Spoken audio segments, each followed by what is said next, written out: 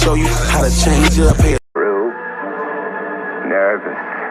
Very, very dreadfully nervous. I had been and am. Why will you say that I am mad? The disease had sharpened my senses, not destroyed, not dulled them. Above all was the sense of hearing acute. I heard all things in the heaven and in the earth. I heard many things. Chew his hand. It's Willa. How then am I mad? Hey, I'm from the land where skinny niggas ride. Bang it to a nigga head, make sure his noodles fried. No case for homicide, motive for death. It wasn't his wealth. A fake nigga fake, feeling himself is why. Don't cost a dime to stay out of mind. This powder in my dollar got me up. Caressing my nine lurking. Catch homie Perkins, swerving lanes with his bitch. Yeah, he trying to get some brain. Follow him to his tilt. I knock him down with 2 rounds and spin off him too raw. And get down on this dog. I hope no one saw my ambitions as a rider, slapping loud in the car. Yeah, that nigga wired up, and it's only 2 o'clock. While the scene getting taped up, I'm deep in some cock. I'm fresh out the push, now I'm needing for a knock. When you suckers wanna push me, when I'm already cocked. Yes, I'm riding to the neck, about 40 in my clock. Cross the line in these streets, they'll swallow you whole. I'm a black boy, baby, and I hustle for dough. This shit's easy, it really ain't that difficult. I'm getting money out these bitches like I'm really pimping those. Cross the line in these streets, they'll swallow you whole. I'm a black boy, baby, and I hustle for dough.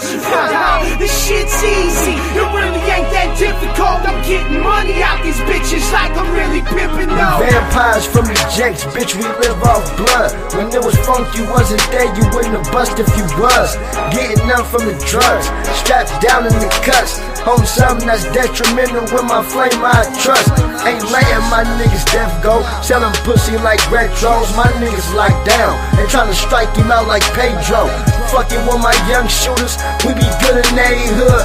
Run through a nigga spot, show you how we get the jug. On the scale where I be at, it be Blair Underwood. Rest in peace my brothers. Nigga, it ain't never good. Niggas speaking on my name, but scared when they see me. No new boy, I keep a 2-boy and I shoot like Reggie. My street tactics is natural, came from my mama and daddy. Turn bad times into happy. Me and Sport in the caddy. Riding, smoking super Glock 40 on my lap. Got the scarf around my face, I be sliding like gay rap. Cross the line in these streets, they'll swallow you whole. I'm a black boy, baby, and I hustle for dough. This shit's easy, it really ain't that difficult. I'm getting money out these bitches like I'm really pimping those. Cross the line in these streets, they'll swallow you whole. I'm a black boy, baby, and I hustle for dough. This shit's easy, it really ain't that difficult. I'm getting money out these bitches like I'm really pimping those. I'm a STREETLEGEND. They call me B-Eazy. I'm a Mac it breezy, that's for sheezy. Pimp a hoe, get the dough. Break a bitch to flip them chips just like I'm playing poker. Getting head up on the sofa while I'm watching Oprah. You know I'ma get that dough, bruh. Green grind, I gotta shine, so I hustle like I'm supposed to. Bay Area native, Northern Cali, West Coast, representing for my mob, man. La Cosa Nostra, we really mania, and we might just act a fool again. Now I ain't riding solo, I'm with at least 100 hooligans. Ain't talking about no dance moves when I say that you got served. I started out with some real niggas and most of them from Pittsburgh. Can't forget about my bro, the boy spit from Chicago. Every day I'm hustling till I flip Mercy and Lago. Everywhere that I go, I just see the same hoes. It's paper over pussy, no, that shit won't ever change, bro.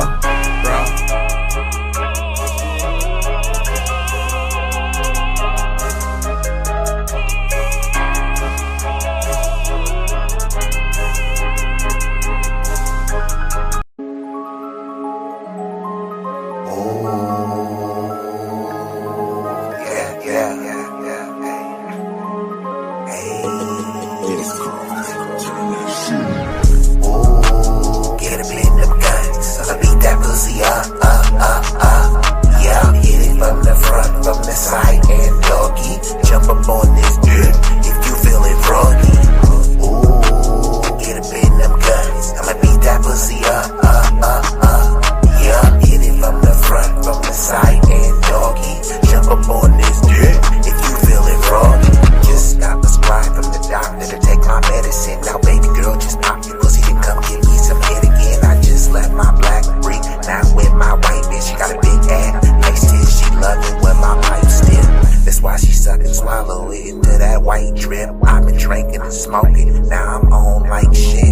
shake that ass a little bit, I mean a lot of. When she stepped to the door, she was rocking Prada. Now she wearing nada. Oops, I mean nothing. When did we be fucking? Got that pussy gushing. Don't your ass is nothing. I'm about to stack it up. I beat it down. I got that dope dick. Must've thought it was bluff. Ooh, get him in them guts. I'ma beat that pussy up. Yeah, hit it from the front, from the side, and doggy. Jump up on this dick if you feel it wrong. Get him in them guts. I'ma beat that pussy up. Yeah, hit it from the front, from the side, and doggy. Jump up on this dick if you feel it wrong. Wait, you feeling froggy, bitch? Well, I got this wood, hop on this log and shit. You must be offline, cause you ain't bargaining. Well, hit me up when you ain't talking, man. What you mean? You know what I mean. Don't be acting like you ain't fucked the team. You be frontin' like we all ain't in them jeans. Like you ain't let all of my niggas get between. Wait, I think that's fraudulent. But still you bad as fuck, so I'll get in them drawers again. Okay, but when I'm done, please don't ever call me bitch. Jump off of this dick and be a frog again, bitch. Ooh, get him in them guts. I'ma beat that pussy up. Yeah, hit it from the front, from the side, and doggy. Jump up on this dick if you feel it roggy. Ooh, get him in them guts. I'ma beat that pussy up. Yeah, hit it from the front, from the side, and doggy. Jump up on this dick if you feel it roggy.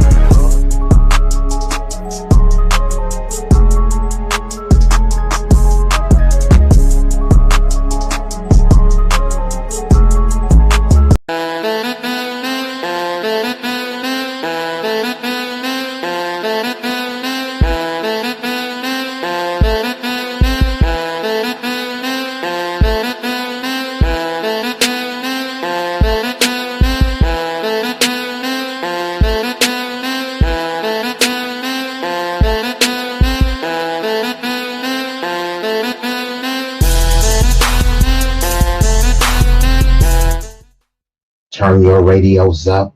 Turn your radios up. Y'all know what this is. Y'all know who this is. B-Eazy Dat Dude, an impromptu stream, back with another one. This one is gonna be a banger. It's gonna be a doozy. Now look, I don't like to keep y'all waiting. Shout out to all the people viewing this live concurrently and that will be watching this on the replay game. So before we get this thing started, you know, I gotta hit you. If you know the song, sing along.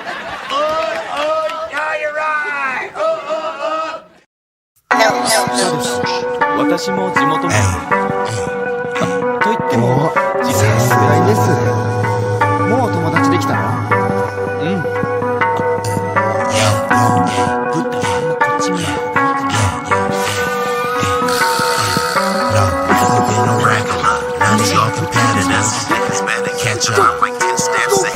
This promethazine got me leaning like a cholo in the club. I'm 20 deep. I don't be riding solo. Pull some bad bitches, they vanilla and cocoa. They wanna take some photos when we kick it out in Soho. Chicks are showing tits and popping pussy for my promo. Told them like juvenile, baby, move it for me slow mo. Then I'm right back to the block, cause I keep getting moto. I be flipping, not shrinking. I don't give a fuck about no. This nigga name ain't D-Lo, but pimping these bitches and stacking his bricks forever be my stilo. This is B-Eazy Dat Dude in the trap making packs smooth. If I ever go broke, then I'm about to pull a jack move. Since a nigga healthy, I don't even gotta worry. With my bitch from Fiji eating tandoori and chicken curry, that ism is really in me. My pimp game international. I design my own clothes, so I be always looking fashionable. Here's a couple facts about me that y'all didn't know. Some of y'all be getting bread, but I be getting bigger, dawg. I got bigger guns and a whole lot of better. We are activated. And of course, I would be remiss. We've been joined by some illustrious guests. and by some trolls. I know somebody was like, hey, Tonio, you said get this off my feed. I done you a favor and I got you up out of here. So I don't know, the algorithm, it recommended it. So, I did you the liberty and I got you up out of here, bro. So, my apologies that the YouTube recommended you. So got you up out of here. So no trip. Of course, we got the lovely Phoenix Fire. So shout out to my Oregon family. And we got JB Quinn, the Brody, from the Bay to the O.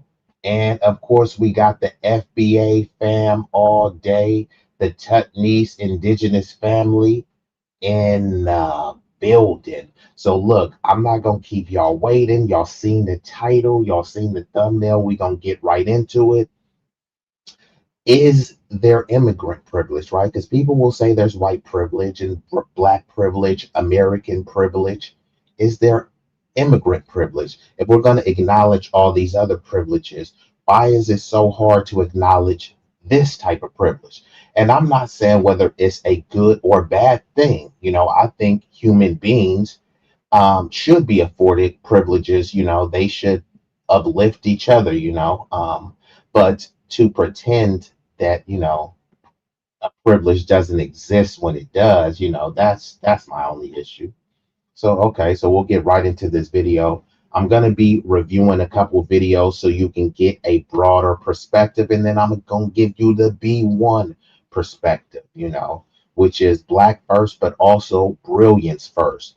Lead with brilliance and brains, So brains first, logic first, So let's get right into this video. This is Piers Morgan. He's going to be hosting some sort of exchange between two bigots. Dave Smith, who is a Jewish bigot, he's good on Israel, yeah, but he's always saying salty stuff towards black people. Same thing with Tim Pool, and of course Piers Morgan, the resident bigot. But let's just get into it and break it down, because these are not about the individuals, it's about the ideas and the ideology. So let's unpack this. Okay, let's commit. Seen by now, Tim Pool gave an eye-catching response to this particular claim, and Dave Smith gave an equally eye-catching response to him. Both clips are out-of-context snippets of much broader arguments, but we make no apologies for showing them both again. So the argument right now is this. I'll put it simply. First of all, when these people come out and go, Tim's a bootlicker for defending us, I'm like, no, you misunderstand. It's my boots. It's mine. I voted for them. I'm wearing the boot. I'm stomping on the ground. I ain't licking anybody. I'm clapping for these people that I said, please go out and enforce the law. And anybody else who's cheering for it, who voted for it too, we're all wearing the boots. You're the one crying. You're the one saying, you're coming in and enforcing laws. Tim. Brother, this is the cringiest shit I've ever seen in my life. This is the gayest, cringiest shit I've ever seen. You are an 8-year-old boy playing with action figures right now, but you're an adult broadcasting this to hundreds of thousands of people. Like, this is just so goddamn. I mean, I don't know. Like, dude, this has crossed the line of, like, it's not even in political commentary anymore. You're like in some type of fetish right now. You're wearing the boot. I'm wearing the boot and I'm crushing everybody. I crushed you and I crushed you. Like, Tim, what the fuck are you doing right now, bro? Well, we thought it only fair and reasonable. Yeah, that did sound extremely moist and minuscule of Tim Pool saying, yes, Queen, I'm wearing the boots of ICE. No, you're not. ICE is actually in the field. Whether you agree with them or not, they're out in the field. And Tim Pool is sitting in a house, comfortable in his little snuggie, talking into a microphone. It's not the same. And then he had some alleged incident I think it was last year, where some people fired shots and he was like, no, I have to move. I have to sell my house. Some people don't even own a house and you're whining that you have to sell a house. And then he's like, my security team. Bruh, I'm walking around Notorious Hoods with no security team. So he's whining that somebody shot at his house. No one was hit. He's seen it on camera. He called the cops and now he has to sell his house for what, hundreds of thousands of dollars, and he's a victim? bro, you're on the internet espousing all sorts of bigoted views. If somebody wants to come and test your chin or test your gangster or test your masculinity, I'm not condoning violence, but it is what it is. Cameron said niggas die every day, B. People get shot at every day. Like, why should we care about Tim Pool? You know what I mean? Like, bro, you have a security team. And what happened with your surveillance? People are able to fend off attackers from a ring camera. You're in here with mass surveillance, highly trained security people in a McMansion, and you're fearing for your life. How cowardly could you be, Tim Pool? But now here he is licking the boots of ICE because he thinks he's an ICE agent. But what has Tim Pool ever done besides talk? Let's rewind it back and get back into it. Not even in political commentary anymore. You're like in some type of fetish right now. You're wearing the boot. I'm wearing the boot and I'm crushing everybody. I crushed you and I crushed you. Like, Tim, what the fuck are you doing right now, bro? Well, we thought it only fair and reasonable to bring the two protagonists together to discuss Bootgate. So welcome to Tim Pool and Dave Smith. How's it going? What's up, Piers? What's up, Tim? Tim, are you still proudly claiming yourself to be?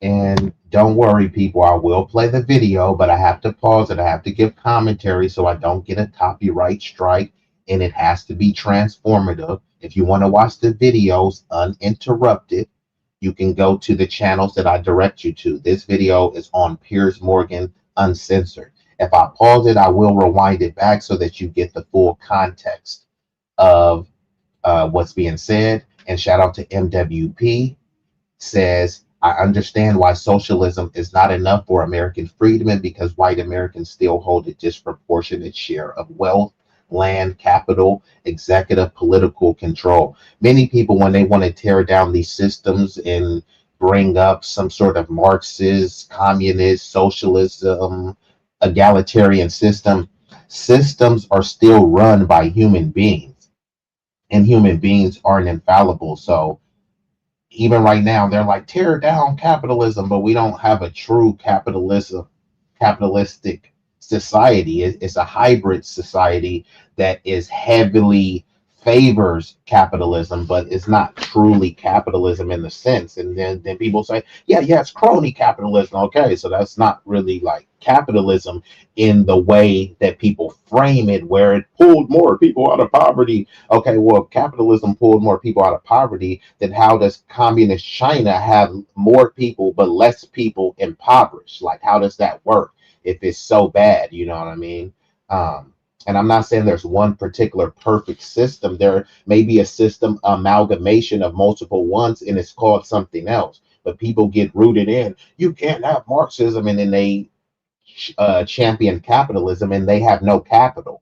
And capitalism relies on cheap labor, and then they're over here complaining about undocumented illegal immigration and saying, I'm a capitalist. Well, capitalist relies on that. Capitalist doesn't rely on paying people fair wages. All the people, we need more white babies. Okay, cool. How does Elon Musk becoming a trillionaire help the future generation of young white males? It doesn't. And it looks like we got some ICE supporters in here. Are you saying Ice Ice Baby for Vanilla Ice or for actual ice? Tim, from what they say, Tim sucks a lot more than SHIT. He sucks a lot more than Sugar Honey Iced Tea. But if that's his lifestyle, you know, I mean, let him suck. Pause. All right, let's get back into it. Not even in political commentary anymore. You're like in some type of fetish right now. You're wearing the boot. I'm wearing the boot and I'm crushing everybody. I crushed you and I crushed you. Like, Tim, what the fuck are you doing right now, bro? Well, we thought it only fair and reasonable to bring the two protagonists together to discuss Bootgate. So welcome to Tim Pool and Dave Smith. How's it going? What's up, Piers? What's up, Tim? Tim, are you still proudly claiming yourself to be the boot? Or have you had time to reflect? No, I think the point of that comment was... Oh wow, looks like I've been joined by my Florida family. It looks like she rubbed on the genie bottle. Ask and you shall receive. I am here. It is I. So salute to sunlight, blooded sister, Florida family, sunlight from the sunshine state, shining brighter than a diamond in the building. And also we've been joined by he said not the snuggie. Yeah, bro was in the snuggie eating a mayonnaise sandwich with celery and peanut butter, drinking a pumpkin chai latte over here saying, I am ice. I'm licking the boot. You go, girl. Yes, queen. Like, no, you're not ice, bruh. Like, chill out, bruh. But shout out to Johnson Different. Make sure y'all go check out his content and his music. The bro is on fire. But let's get back into it. Was I had made a post on X where I said something to the effect of Freddie was conspiring with a group to obstruct federal law enforcement, did not show up to a protest. He showed up to an operation to obstruct federal law enforcement, resisted arrest. It was an unfortunate circumstance where, you know, the agents yell gun, gun, gun. One guy sees Freddie holding a phone in his hand. A gunshot goes off. I don't think anybody was going to that day. This is the gist of the argument. I don't think the agents were trying to murder someone that day. I don't think Freddie went there with the intention of murdering everybody. And by saying that, I have these people tweeting that I'm a bootlicker because I'm defending ICE because they went out and, you know, and you've got a spattering of some libertarians that are arguing this is a peaceful protest or just filming, and many liberals making the same claim. And so my response is, I voted for ICE to go out and do this. I was promised in 2024 that Donald Trump was going to employ ICE, CBP. They were going to make these arrests. So Ida Maria, so you said we don't have fat people. Are you fat phobic, Ida Maria? What do you got against fat people? So do y'all have thick people? You know what I mean? People with nice curves and, you know, let me know. But you said have fun paying tariffs to Denmark because our countries got less expensive. We don't have inflation and don't pay for tariffs. Okay, Ida Maria, I would like to know Greenland. Trump is talking about buying Greenland. He said we can do it the easy way or the hard way. Are you going to get some of that money? Are you going to get some of that Greenland reparations? And in terms of the fat people over there, I'm sure there's some chunky people over there. But shout out to Ida Maria. She coming in hot saying, calling Americans fat. Okay.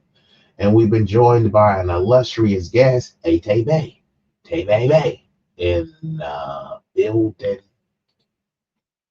So it's not that I'm defending just filming and many liberals making the same claim. And so my response is, I voted for ICE to go out and do this. I was promised in 2024 that Donald Trump was going to employ ICE, CBP.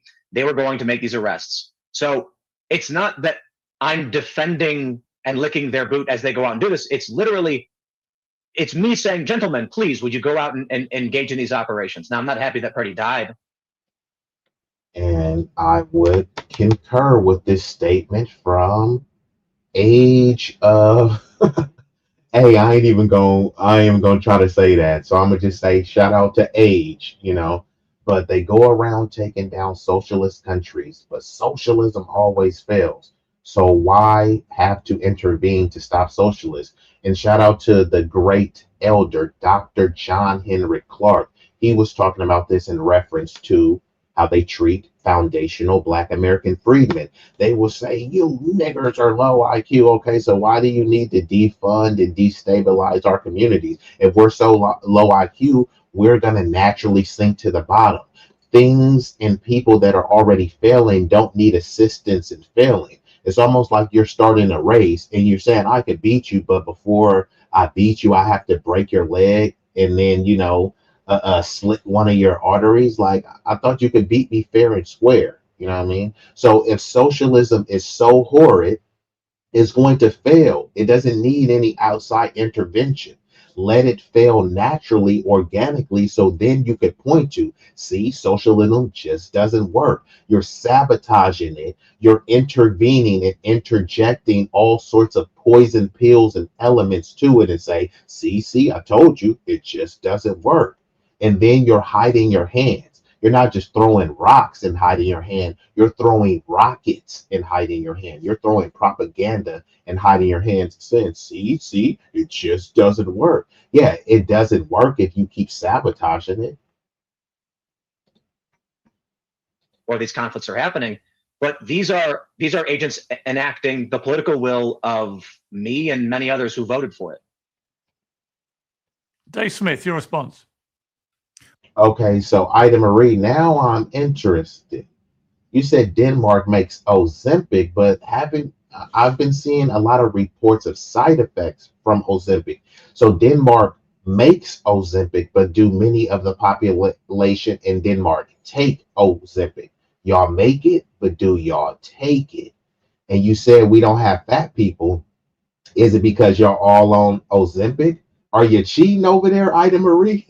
Ida Maria, are y'all cheating? Are y'all hitting the gym, or are y'all hitting the syringe? Let me know.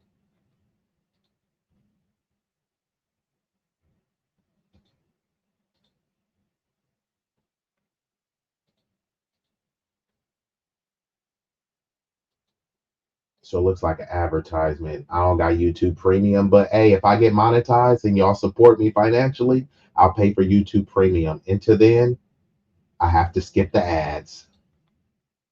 Conflicts are happening, but these are agents enacting the political will of me and many others who voted for it. Dave Smith, your response.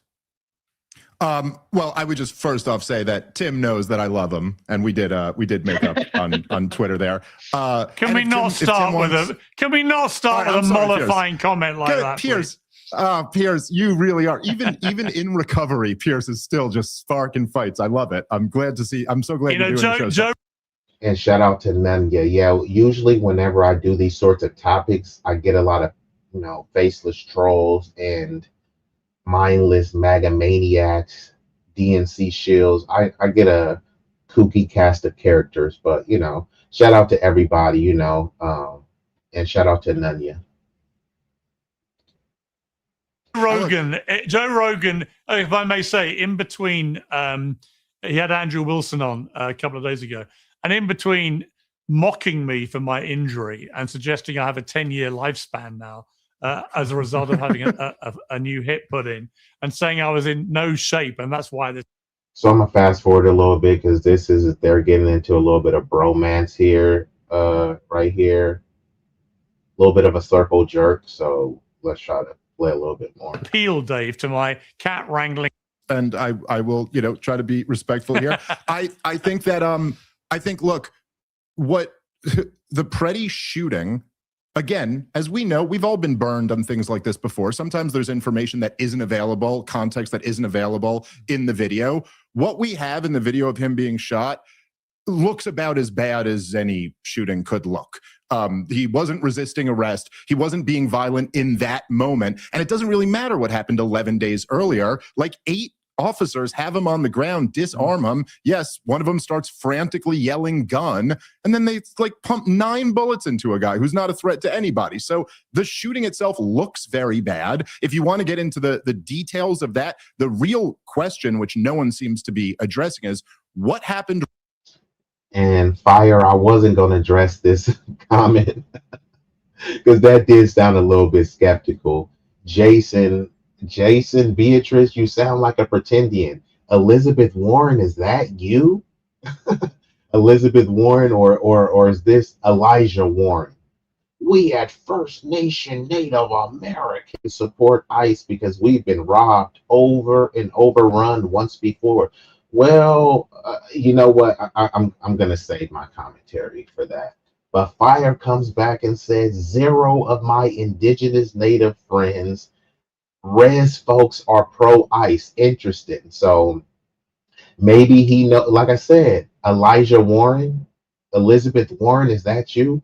who are these so-called Native Americans that are pro-ICE? I'm not saying that some of them aren't pro-ICE, because I have heard some rumblings. I just don't know how credible it is. And what natives are they, right? Are they the what they call the $5 Indians, like Elizabeth Warren, who has less than a scintilla of a drop and say, yeah, Pocahontas? Or are they the actual res folks? You know what I mean? Who knows? Because now everyone is calling themselves Native American. People look like Elon Musk and say, I'm Native. Okay, he says First Nation. Okay, I'm not saying it's not true. Fire says it was interesting. I'm just saying it's usually unlikely. But salute to you if you are truly Native and Indigenous. It's just so many pretendians, and so many Nah, you're saying use Google. I mean, I don't really need to use Google. I mean, you're a faceless account, so like I'm not just gonna start Googling stuff because you said it. It's like, who knows? It's funny, like all the people, if you're native, won't you show your face, bro? Like it's not really that many of you, and then here you are with a faceless account, like, and nobody wants to see you. You've been erased, and then you're erasing your picture. I mean, okay. My tribe is being erased. Okay, show me a picture of your tribe. Like, come on, bruh. Use Google, okay? Use Google to what? To find what? Like, it won't be pictures of you, so why would I use Google? But let's get into it. Now I'm wondering, like, bruh, are you starting to sound like Elizabeth Warren more and more? Pocahonto. She's Pocahontas, you Pocahonto. Yes, one of them starts frantically yelling gun, and then they like pump 9 bullets into a guy who's not a threat to anybody. So the shooting itself looks very bad. If you want to get into the details of that, the real question, which no one seems to be addressing, is what happened right before that warranted shoving a woman in that manner. If for any man to ever put his hands on a woman in that manner, you better have a damn good reason for doing it. And no one's offered one, but what the administration has done is had all of its top spokespeople lie through their teeth, including the head of the FBI claiming that. Okay, so we're getting some insight over here too, because I'd rather get insight from Ida Maria than the 3 stooges on the screen. So she says no, because Ida Maria, she appears to be fat phobic. You know what I mean? Hey, do what you do. You know what I mean? She said, no, we don't have fat people. I train for 3 hours, 6 days a week. That's what Scandinavians do. I would never go buy a car because that also makes you fat. And I know many like Amish people and some other communities, they do attest to this, that, people get more lazy because they want to drive everywhere. And they work towards having communities that are structured where you can walk to everything that you need is in walking distance. And, they typically live healthier, longer lives, And she says, we will defend Greenland, and Greenlanders don't want money. Got you. So I understand that because, yeah, Trump is trying to say, hey, look, we want to buy this and we'll give y'all all 100,000 and some change. But yeah, y'all be under the boot and under the thumb of us. They're saying, well, we already control it, so y'all might as well make it official for us to control it, and you'll get some money out of it. But shout out to the Greenlanders. They're saying, nah, bro, we don't want y'all to officially have rights to control us. We want to maintain our ethnic and cultural sovereignty. So I'm with the Greenlanders on that. Everybody is like, oh, they have natural resources. Okay, just because someone has natural resources, it's a bunch of rich people where I'm like, oh my God, look at all those resources. Look at that car. I could use a car. Look at all these stuffs that I could use. So I should raid a rich person's house because of the natural resources and all of the plentiful sustenance that I can gain from their house. People will say, no, they have a right to defend themselves. So how's that any different than Greenland? Then people say, well, we can overthrow them. Might makes right. But there's a lot of strong thugs that can overpower rich people and break into their house. might makes right. And then they say, no, you do the crime, you do the time. It just flips on based on whatever they want to do. If they want to be thuggish and go slaughter someone in Gaza, don't call that a genocide, but someone defending themselves from breaking in. It's like, we need gun control, you know. All of this logic is always backwards. But shout out to Ida Maria and the Greenlanders over there standing on business. They like, hey, we don't want to be a part of the US. I got y'all. Stand up for yourself.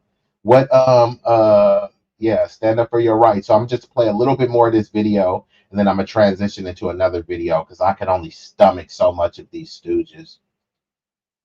The details of that, the real question, which no one seems to be addressing, is what happened right before that warranted shoving a woman in that manner. If for any man to ever put his hands on a woman in that manner, you better have a damn good reason for doing it. And no one's offered one, but what the administration has done is had all of its top spokespeople lie through their teeth, including the head of the FBI claiming that it's illegal to bring a gun to a protest, and the head of the Department of Homeland Security claiming that he was there to assassinate a bunch of officers and do as much damage as possible. I think it was Stephen Miller who called him a domestic terrorist. This stuff is absurd. And the broader picture that I think everyone's missing here is that ICE and Border Patrol are not doing what Tim voted for them to do. Mass deportations are not happening. Donald Trump walked away from mass deportations over a year ago. When you say they stole our land, who is the they that you're referring to? Because if you're talking about illegal immigrants didn't steal your land. You can say that they're trying to come into your land.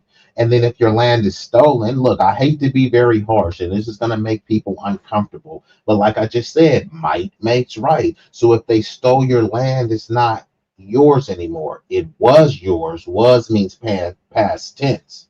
So it's not yours anymore.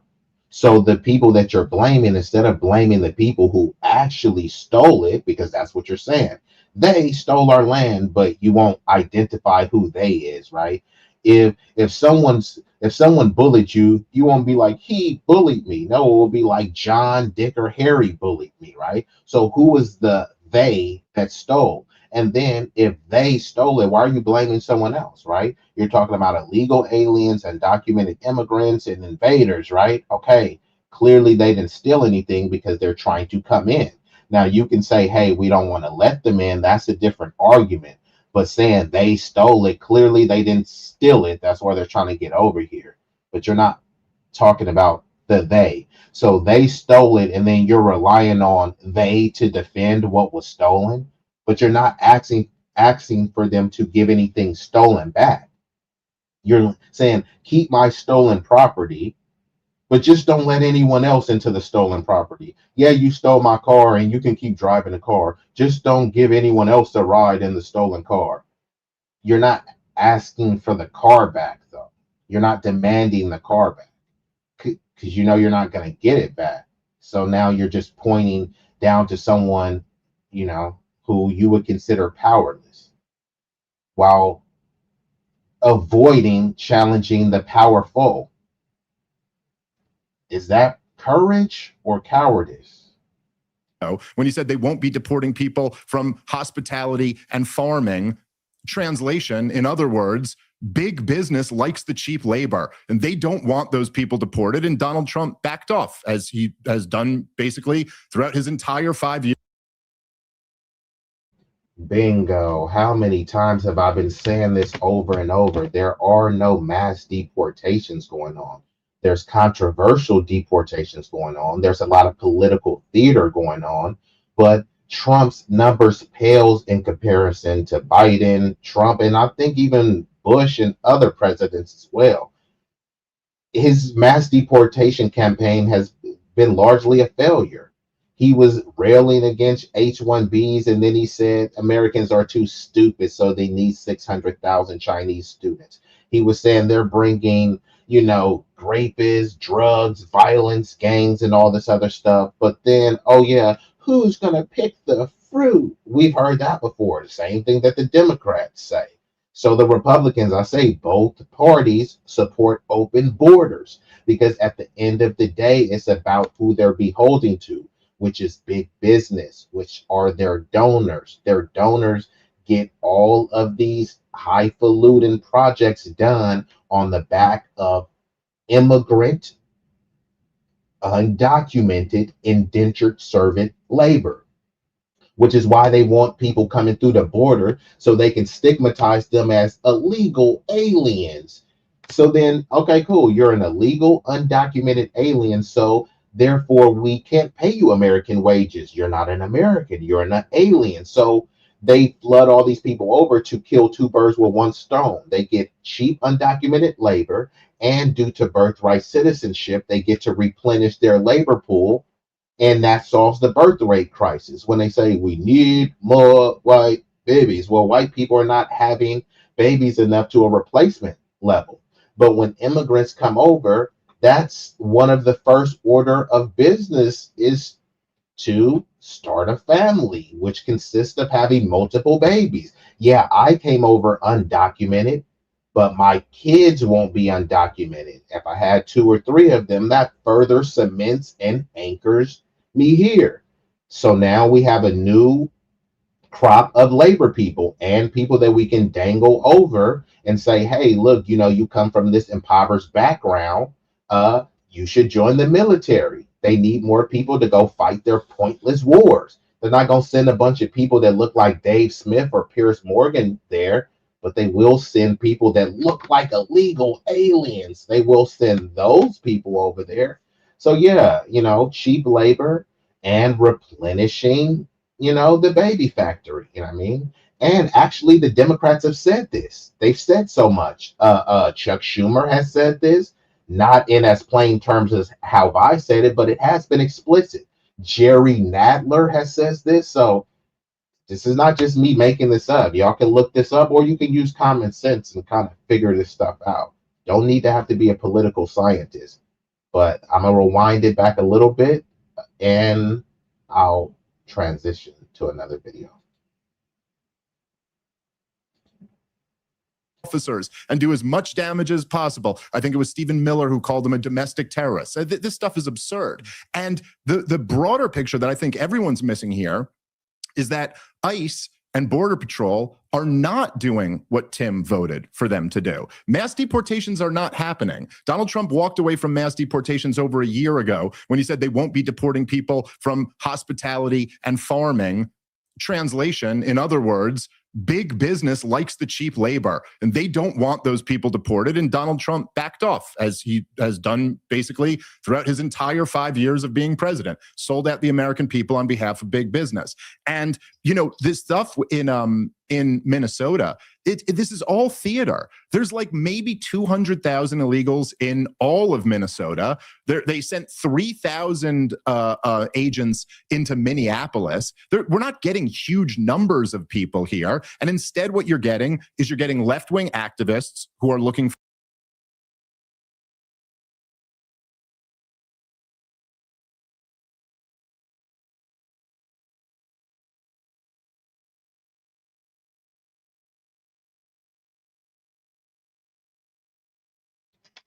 Oh, it looks like I was muted. Let me give a shout out to Ashura. I seen Ashura was in here. Also Mulatto, Last Call, 3544. I may drop the link. It depends on how people are dropping. Definitely I don't have the bandwidth today to deal with some of the imbeciles today. But yeah, you know, I don't mind chopping it with the fam. So yeah, just let me know. And like I said, if y'all want to support the stream, it won't cost you a fee. The likes are free. But you could also hit your boy on that Cash App as well if you'd like to make a contribution. Let's get back into it. For a fight. And then Pierce, as I'm sure you've seen, Tim, I'm sure you've seen, which in a lot of videos, ICE and Border Patrol agents who are also looking for a fight, who are going around intimidating regular people, lying to them about what their constitutional rights are. I've seen dozens of videos where these ICE agents are telling people that it's illegal to film, threatening to put regular people on a list of domestic terrorists. Their faces are covered. They're not identifying themselves. They're grabbing people at random. Hey, and if Ida Maria, I'll drop the link for Ida Maria because I never talked to somebody in Denmark before, and she got a lot of smoke for all the fat Americans. She just calling us fat souls. Hey, shout out to Ida Maria.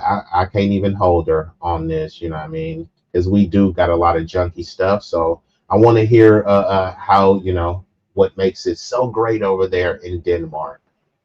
But yeah, let's get back into it.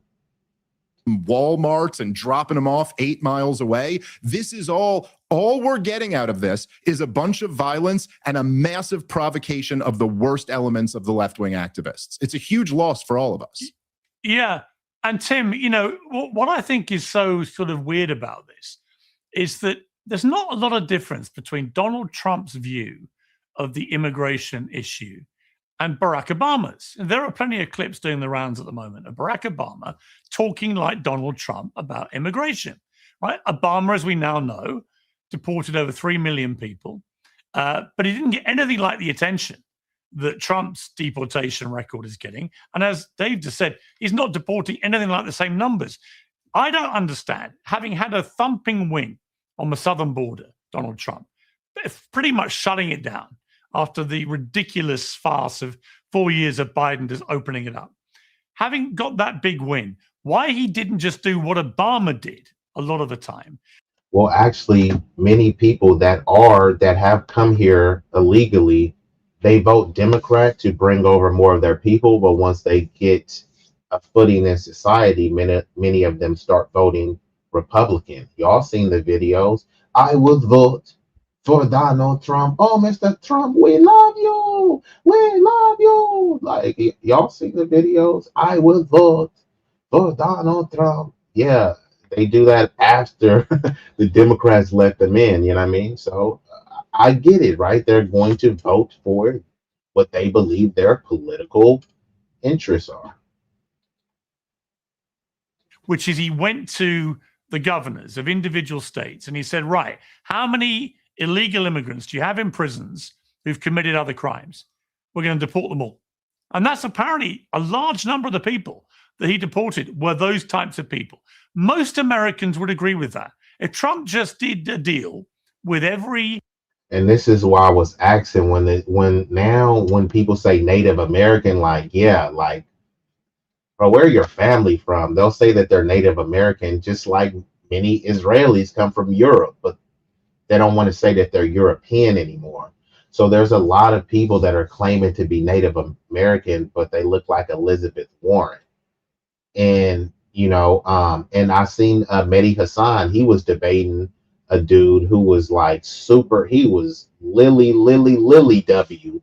And he was, yes, America is a white nation, so that means I'm Native American. It's like, bro, your family immigrated here.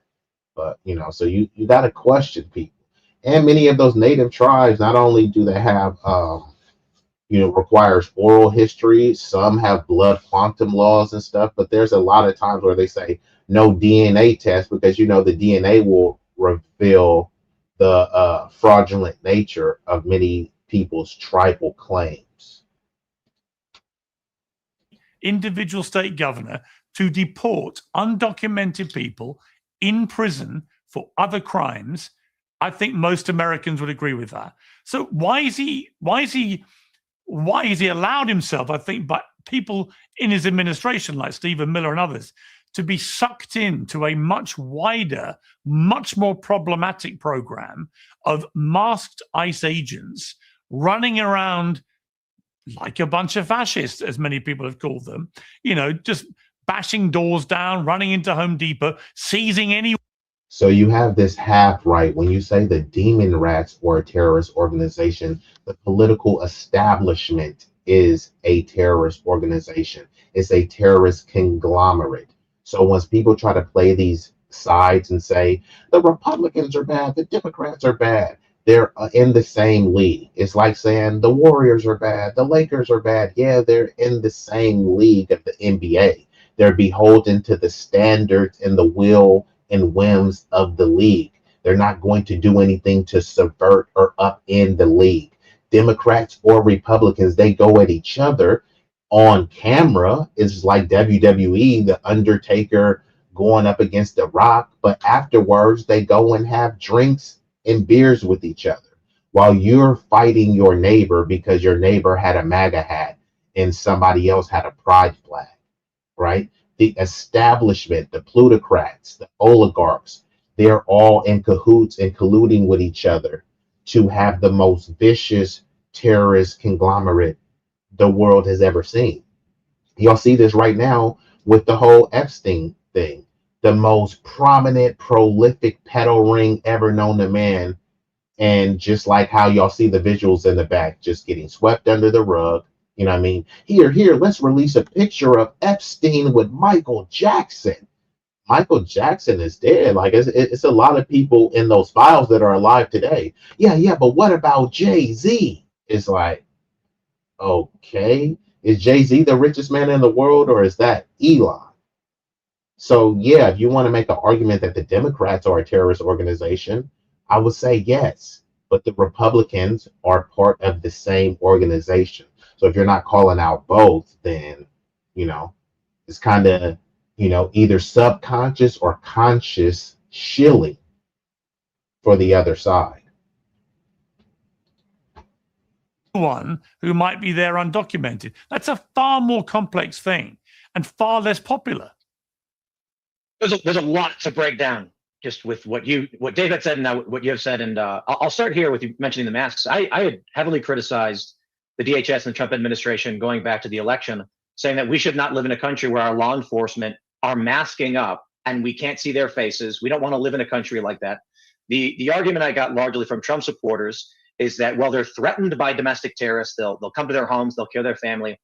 And my response is, guys, if we are actually at the point where you genuinely believe leftists are going to show up to the homes of ICE agents and murder their families, then the problem of immigration is much smaller, right? We're in civil war at this point. And there's some arguments that we have seen in Minnesota. They went to the... Remember, here we go again. We're at civil war. What's in...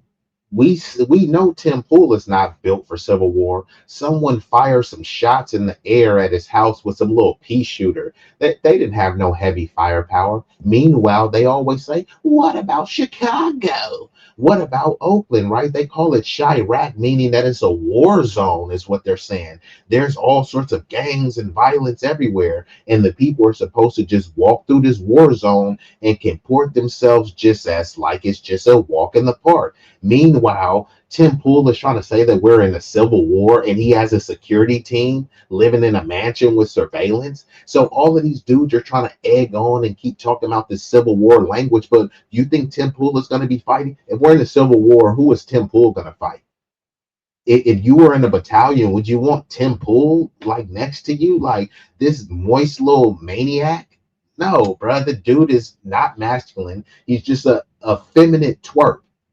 The dude is non-threatening, but he's always talking about civil war and what we need to do. But what has he done? He's too scared to take the beanie off. He's scared to take his beanie off, but you think he's going to go out there and bust a head? He wouldn't bust a grape in a fruit fight at a California winery. What are we really talking about here? Civil war? Yeah, that doesn't include you, Tim. Definitely doesn't include Dave. Look at these stooges, bruh. A bunch of non-threatening, moist maniacs on the screen talking about war. Yeah, you guys are not built for anything. So just chill with all this civil war talk. But I mean, I would respect somebody more in Appalachia saying this. I agree. I think some people in Appalachia get busy. They'll stand on business for the country. I think some redneck hillbilly flying a Confederate flag, I would believe that coming from them. I think they would stand on business, right? And crack some heads, right? But Tim Pool, he's trying to incite these people, but he wouldn't do anything. He's scared to take off his beanie. So you think that he would throw a punch? He won't even pinch anyone. So chill out with all the tough talk, bro.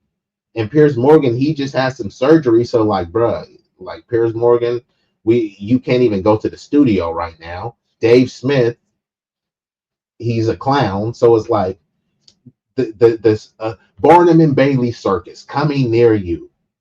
That's all this is. It ain't no civil war. It's a civil circus coming near you. But because you said, Can says free education and health care is worth more than 100K. And what part of America First is giving money to others while people here suffer? It's not America First at all, because they always say no handouts. But here, we're going to give Greenland 100K in handouts. I thought handouts were bad and immoral.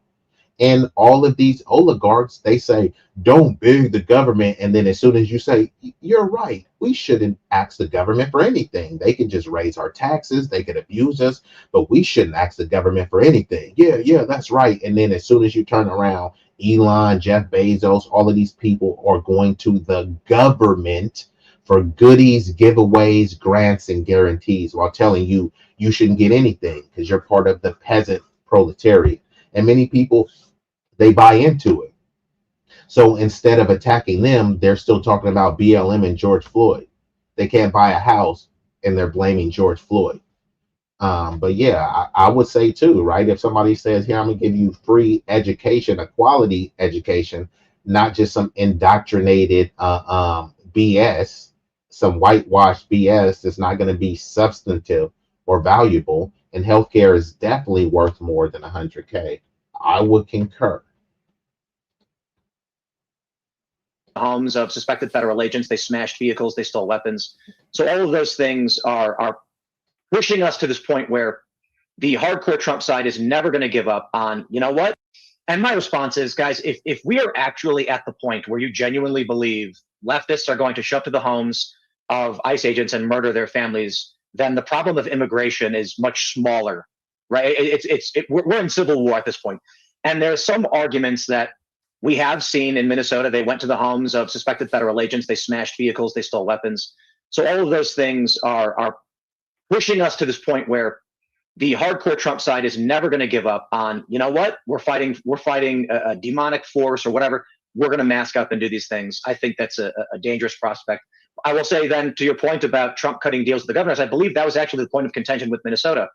In many of these other states, Trump. This comment kind of alludes to what I was saying, and I'm not saying that this is the fault of immigrants, but like there is some level of immigrant privilege going on when you see a bunch of homeless veterans in the street, homeless Black people in the street, homeless American citizens of any race, ethnicity, or creed. And it's like, yeah, but you're American. Pull yourself up by your bootstraps. And we're like, damn, how you gonna treat American citizens like that? Stop whining. You know what I mean? And then we say, fine, okay, we'll stop whining. And then you say, oh, look at this poor person. They're fleeing gang violence. There's gangs in Oakland. That's all y'all talk about, right? There's gangs in Chicago. Where could I flee? Shut up, nigga. Pull yourself up by your bootstraps. Okay, cool. I'll pull myself up by my bootstraps. But no, you need to be sympathetic for this group because they're fleeing a violent gang and they're fleeing corrupt government. So there's gangs in my neighborhood, but you don't care. My government is corrupt. Local, regional, national corrupt. You don't care. They're fleeing political persecution. So because it's a Muslim nation or a Christian nation and they want to be atheists, okay, like where could I go? You're an American citizen, so no one cares about that. You just got to figure it out. And when we say, fine, we'll figure it out, everyone else needs to figure it out. And then it's like, you're being xenophobic. How?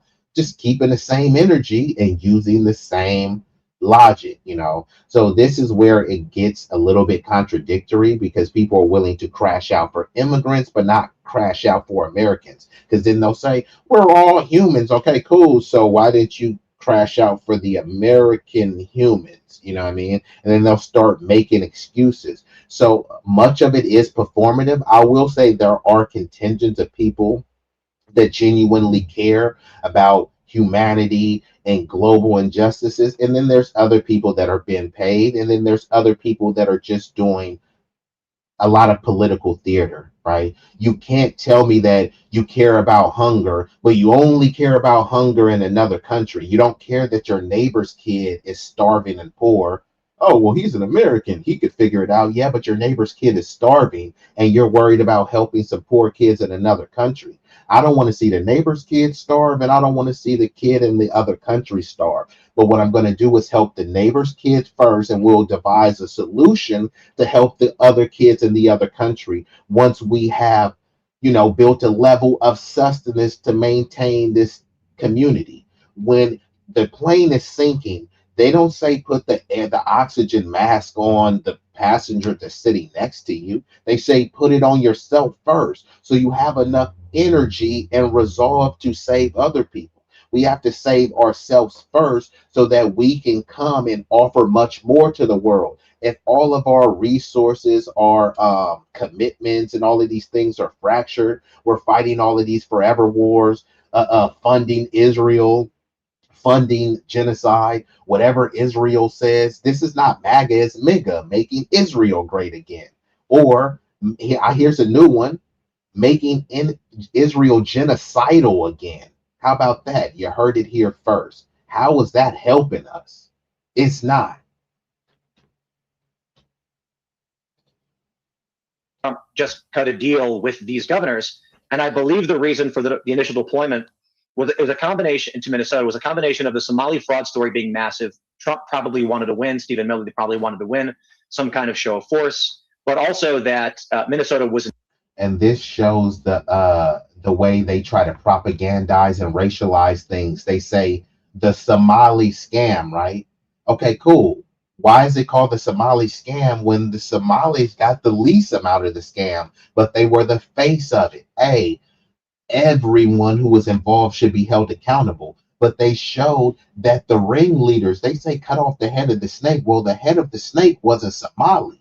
The head of the snake was white. So how is it a Somali scam when most of the scam money went to white people? You see how that works? But hey, Somali said, I know black. I Arab. Where are the Arabs standing up for them? Where are the Palestinians, the Middle Eastern? No, they're looking to black people, foundational black Americans, to stand up for them. Where are the minorities and the people of color? Where are those people? None of them are standing up. They're calling it the Somali scam when, yeah, hey, look, the people who scammed should be held accountable. Not the entire community, but, they've been known to generalize people. So now the Somali scam, who was carried out mostly by white people, yet they just get to go unscathed. Talk about accountability. People always wagging their fingers at the black community. What white person has took accountability for all of the fraudulent? What white person has took accountability for Tim Walz? Tim Walz, white. Amy Klobuchar, white. Derek Chauvin, white. You can go on down. The Jacob Frey or the mayor dude, white. So all of this corruption under white leadership. No. Why do you have to make it about race? Well, y'all make everything else about race.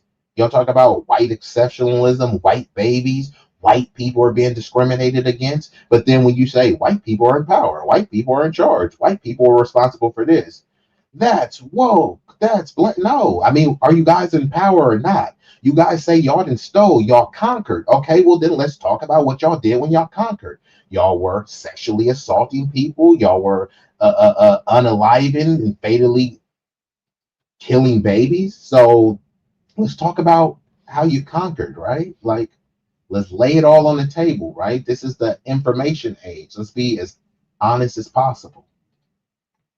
Not cooperating in the same way. So the supposed drawdown, which I don't know we're actually getting, where he brings out Bovino, he reassigns Kristi Noem, was predicated upon, okay, Tim Walz called me on the phone and we're going to try and work out a deal.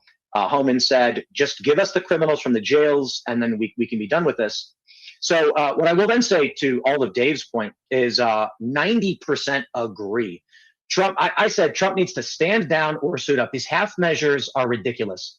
You're getting these videos of ICE agents falling for leftist agitprop, making these perfect PSAs to make Trump look bad. And quite honestly, DHS is looking bad when, as Dave pointed out, these guys are saying, I'm going to put you on a domestic terror watch list. I watched one video where a guy was filming an immigration So every time it's saying, quit trying to pretend Greenland is amazing. You're just misinformed. I know more about your country than you do.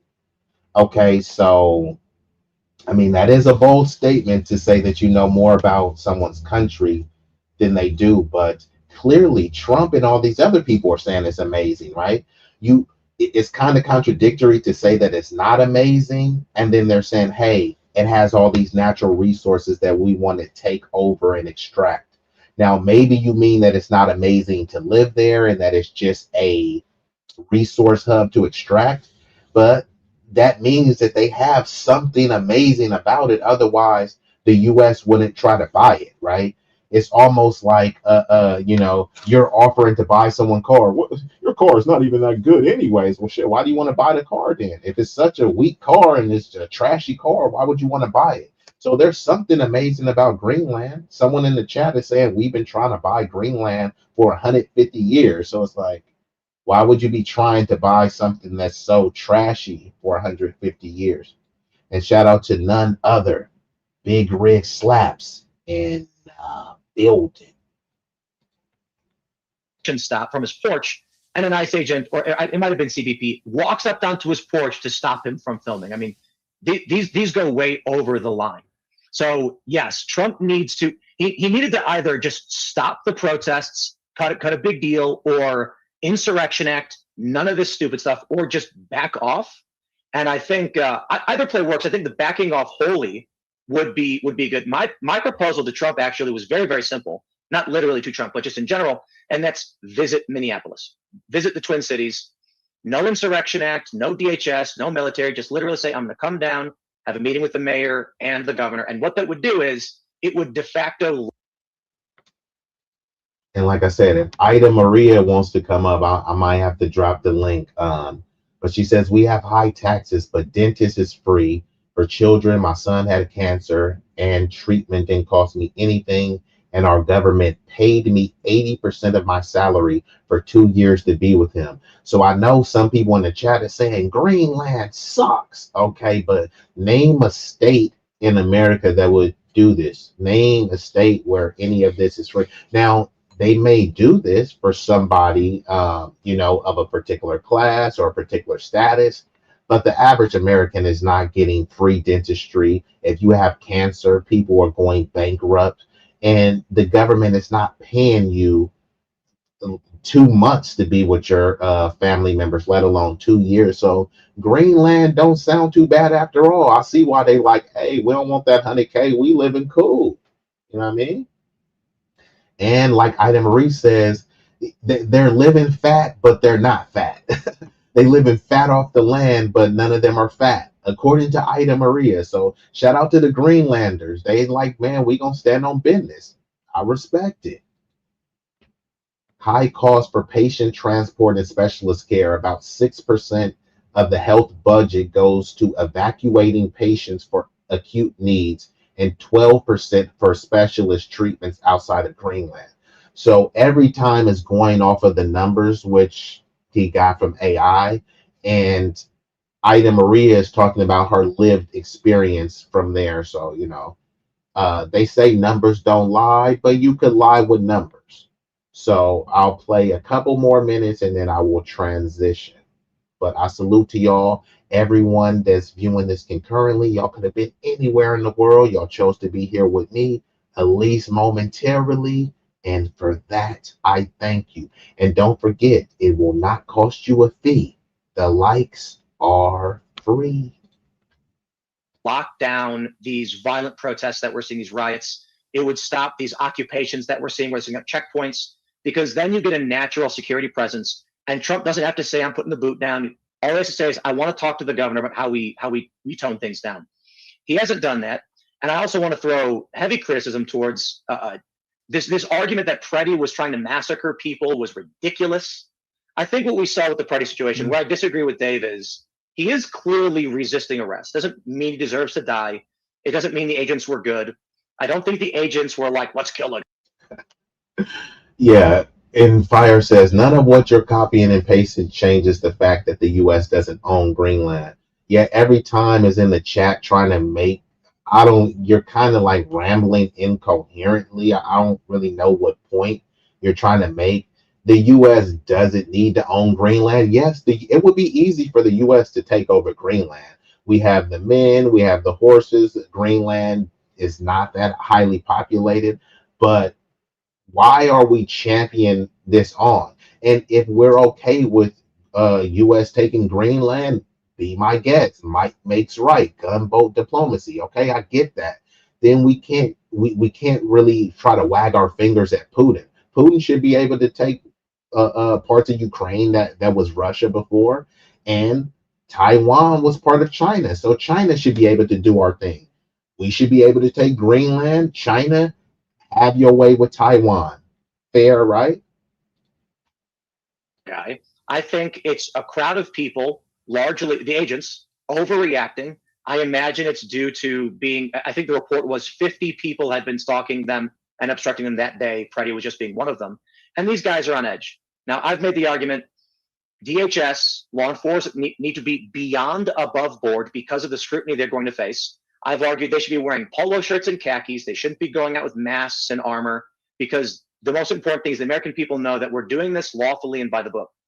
I think these guys went out there after this ongoing campaign where, you know, if you watch the videos even from today, you've got these leftists masked up. You can't see any part of their faces, and they're pulling vehicles over, demanding their paper, saying, show me your IDs and prove to me you are who you are. Jorge Ventura's got a video where they walk up to a Somali driver and then ask him to confirm he's not ICE because he's in a database. So certainly I can criticize Trump, but the things these people are doing on the ground is insane. So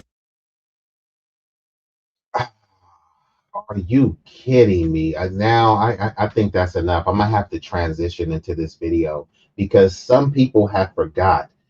ICE is like the Gestapo. ICE is like Nazis. Do y'all forget there was an American Nazi party? The Nazis are so bad, but guess who they learned from? The Nazis said, we want to learn from the biggest, baddest, and the bestest, biggest that this planet has to offer. And guess where they came to learn?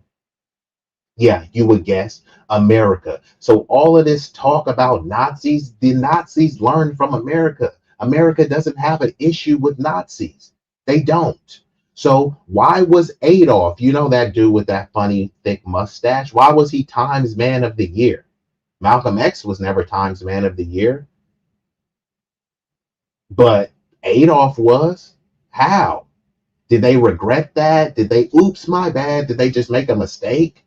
So this whole Nazis were bad. Nazis were so, they thought the Nazis were bad, but when we were fighting in the war, guess who the Nazis were sitting and eating with? Surely it wasn't the blacks. So who were those Nazis sitting and eating with? So people just have to stop pretending like, oh my God, ICE is like the Gestapo. ICE is like slave catchers. No, they're not. So it's super disrespectful. Why they keep comparing it to slavery? Why won't they compare it to the Holocaust, right? Yeah, they'll say Nazis, but they won't talk about the Holocaust. Y'all are saying Nazis in reference to the Holocaust, but y'all won't compare them to the victims of the Holocaust. Why is that? This is nothing like slavery at all. ICE is nothing like slave catchers. They're law enforcement. Y'all were saying back to blue no matter who. ICE is part of that. If it wasn't ICE, it would have been DHS or INS. So it's wild. But yeah, let's get in here. Let's transition to the next video. Actually, while I'm pulling up the other video, I'll play a little bit more so I can pull up this other video. And I think somebody, I don't know who was asking in the chat, somebody was saying, do you agree with ICE? I don't agree with a police state. And this is what we have been telling people over and over. What ICE is doing is nothing new. So people are saying, why the outrage? Why the selective outrage? Look at what they're doing to immigrants, bro. They've been doing worse to citizens. So I should be sad what they're doing to immigrants and then overlook what they're doing to citizens. And unfortunately, they shouldn't be mistreating anyone. But what they're doing to immigrants pales in comparison to what has been done to me and my family members on a daily basis. We've been advocating against it, and we've been told to shut up, stop begging. Why didn't you just comply? And then when I say, hey, why didn't these people just comply? You're being insensitive. You're xenophobic. It's like, no, I'm just saying the same things that you would say to anyone else. A black kid has a pack of Skittles. Why didn't he just comply? Like, by not buying a pack of Skittles? Like, what are we really talking about here? Had a video where they walk up to a Somali driver and then ask him to confirm he's not ICE because he's in a database. So certainly I can criticize Trump, but the things these people are doing on the ground is insane. So I can imagine you got CBP agents hot on edge, terror attacks against ICE and CBP last year. People are being killed, or at least they're trying to kill, and they're overreacting. That is their responsibility. I'm not going to cut them any slack for overreacting, just to point out that they are. And the circumstance around Freddie's death was unfortunate, should have happened. I look at this from what ingredients have you thrown to the pot? You've got leftists organizing, creating databases, going on shift. Freddie was on a shift. He was on duty. They have a list of people. You are assigned a duty. He went out there with the intention of obstructing, and conspiracy to obstruct and obstruct are felonies. Again, not saying it justifies him being killed or anything like that. The agents are on edge. Everybody's boiling over. And when you put all those ingredients into a pot, you show up with the SIG to obstruct police. When they shove you and push you and then try to arrest you, you resist. And I'm not saying he was resisting like punching cops, but it's Okay, yeah, bro, we've heard enough of you. So like let's just get down to the nitty-gritty, because people are acting as if we've never seen this before. What country are we living in? Y'all know what country this is. The same country. Oh, what? Shout out to Roy Jones Jr. Y'all must have forgot. Did y'all forget what stop and frisk is? I mean, come on, bro. Like, did y'all forget? Let's remind you. ICE is like the Gestapo. Well, the people that was doing the stop and frisk, it wasn't ICE. So was this the Gestapo? Stop and frisk practices have historically and disproportionately, there's that word again, targeted Black communities and often involved harassment. Isn't that what they're saying is happening with ICE? Intimidation. Isn't they saying that's what's happening with ICE? Violation of civil rights. Isn't this what they said is happening with ICE? We've never seen anything like this. Yes, this is America. It's always been. Stop and frisk refers to police, not ICE, police, temporarily detaining. American citizens are being detained by ICE. Okay, so it's bad when ICE does it, but it's okay when the police do it? Stop and frisk refers to police temporarily detaining, questioning. What do you think they're asking? They asked me to see my ID. They asked, was I a citizen? Well, they're asking these people way more than if they're a citizen. They're asking, where are you going? You know what I mean? What you doing over here? Here, let me handcuff you and illegally search you. Pat down. Cavity search if they want to. How are you going to stop them? They're going to say, why didn't you comply with the cavity search? This has been going on. This case right here was in 1968 before they even thought about ICE. So how is this the same? It's not. They're being targeted because of their skin. Okay, what do you think stop and frisk was targeting people because?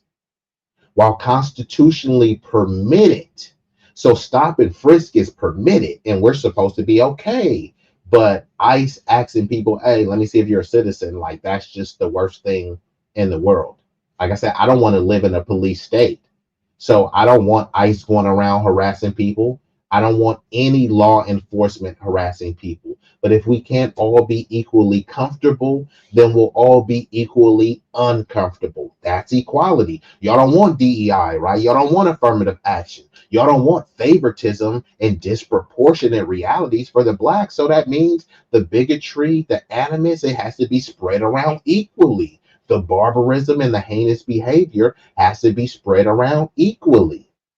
All injustices matter, right? Data shows, and this is not me, you feel me? You don't have to take my word for it. This is according to the University of Michigan, prestigious university, and the New York Civil Liberties Union, and NBC News, and the Police Brutality Center. So I'm citing the sources so you don't have to take my word for it.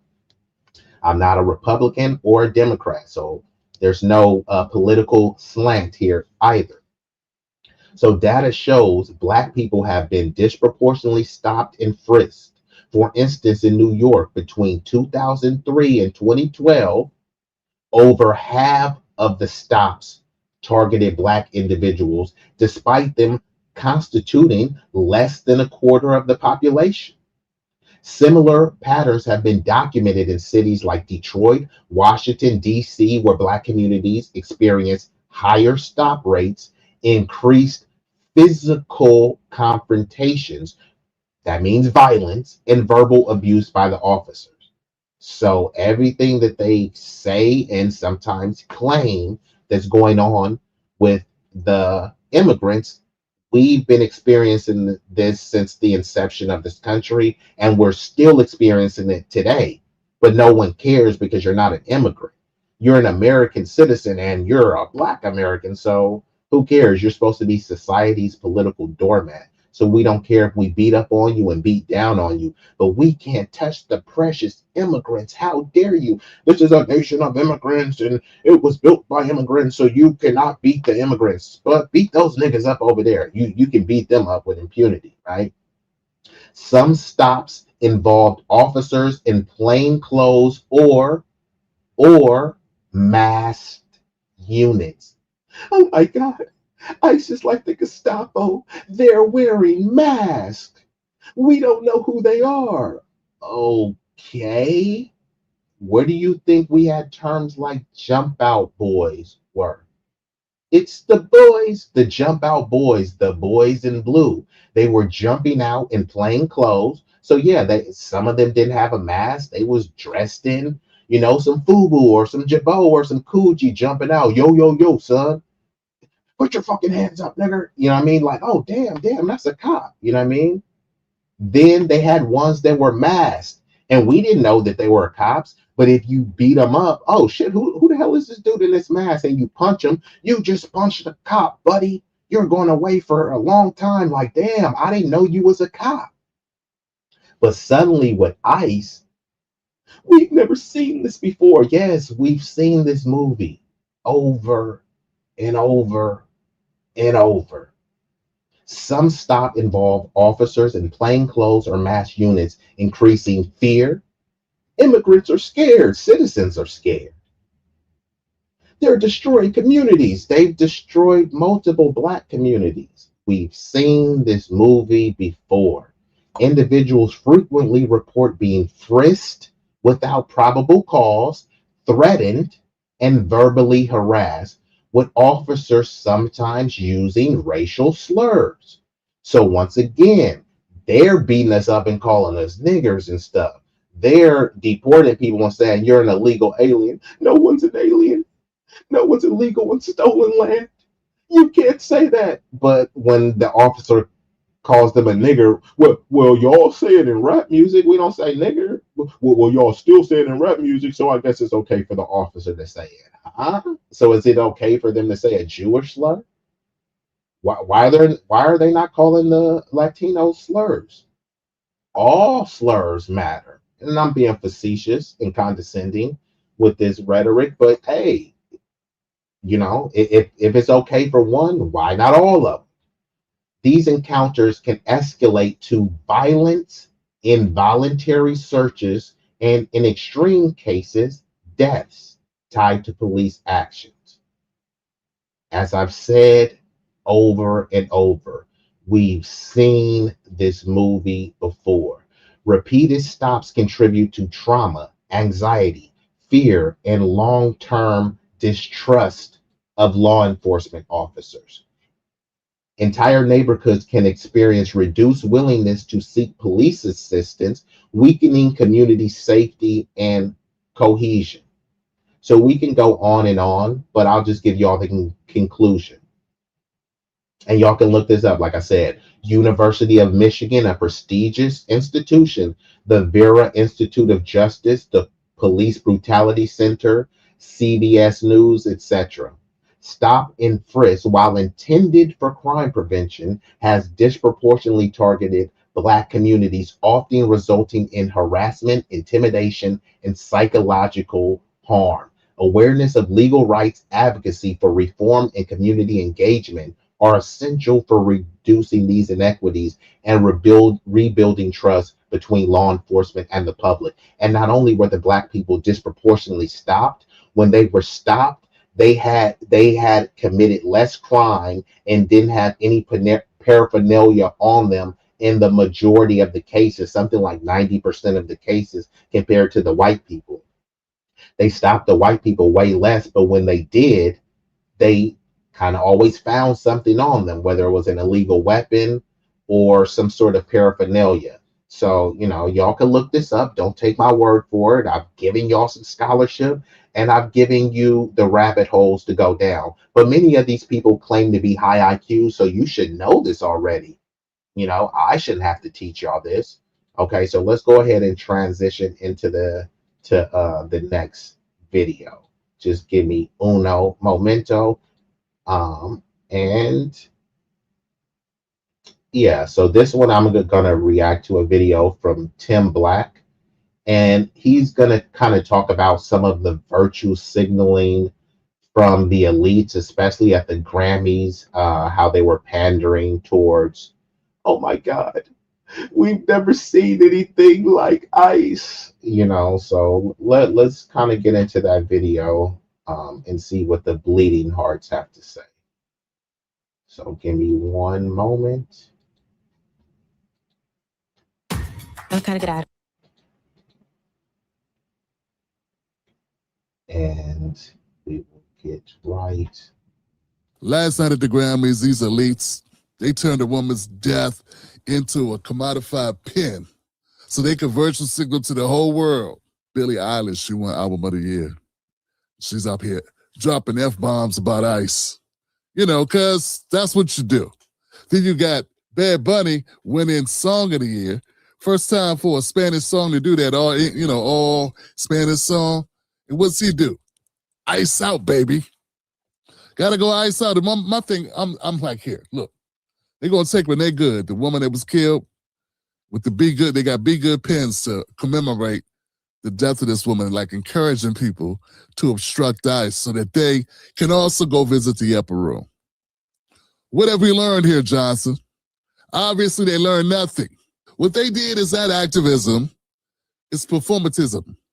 Let's break this nonsense down, shall we? Don't feel like I need to say anything, but that no one is illegal on stolen land.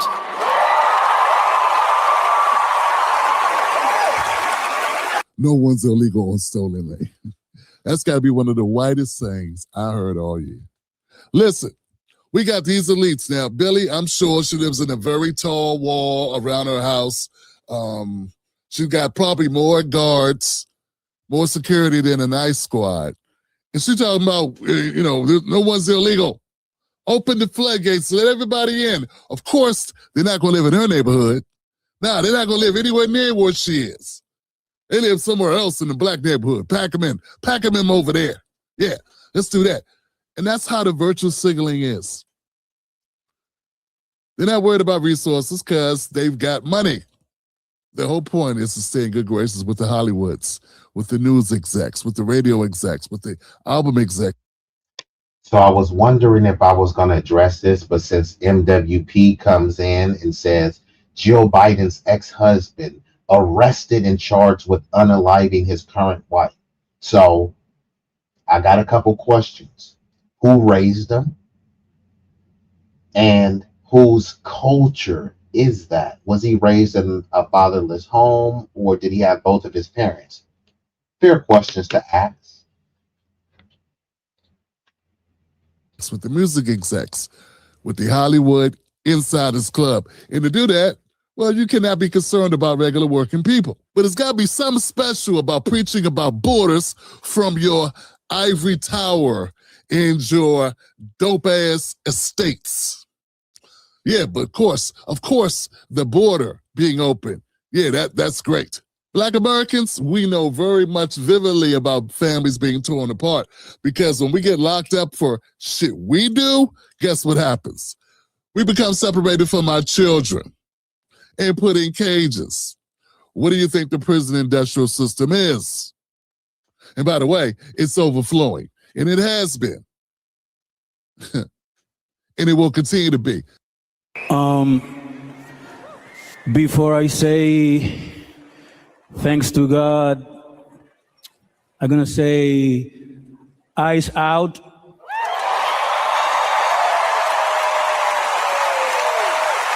What a profound statement.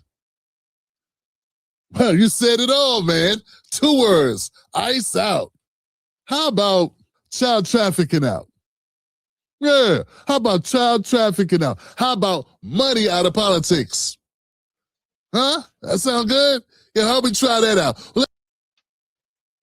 Yeah, and I agree with Tim on this one. You've seen the coordinated effort. Ice out. It's like, come on. And then they're clapping like he said something profound. Okay, let's just say ICE is out and they abolish ICE. ICE was created under Bush. It was still under DHS and INS. So they can say, okay, ICE out, and they still maintain what ICE is doing under an agency just by a different name. So saying ICE out, it literally doesn't mean anything.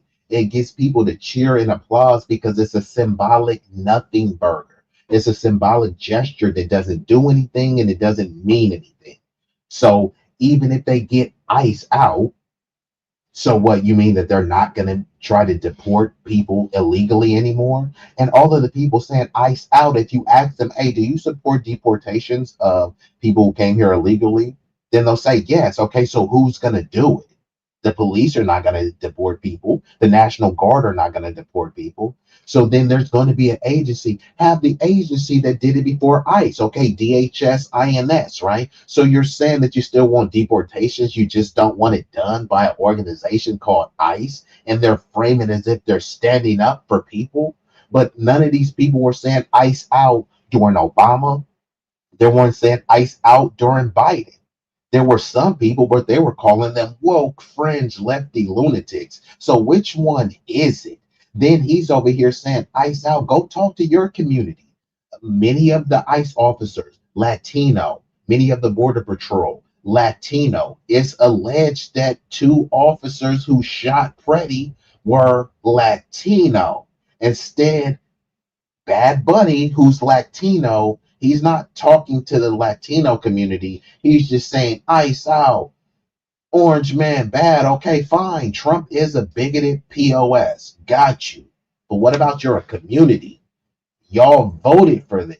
Did y'all forget about that? Like, this is kind of wild, you know what I mean? And like the brother is saying, there's so many other pressing issues. They said that it was alleged to be 300,000 plus missing kids that were gone missing to child trafficking and stuff. Why are they not saying child trafficking out and pedos out? Instead, they're just focusing on ICE as if this is really about ICE. They're focusing on Tom Homan, who Tom Homan was way more effective under Biden. Both parties support open borders, and then they also support deportation.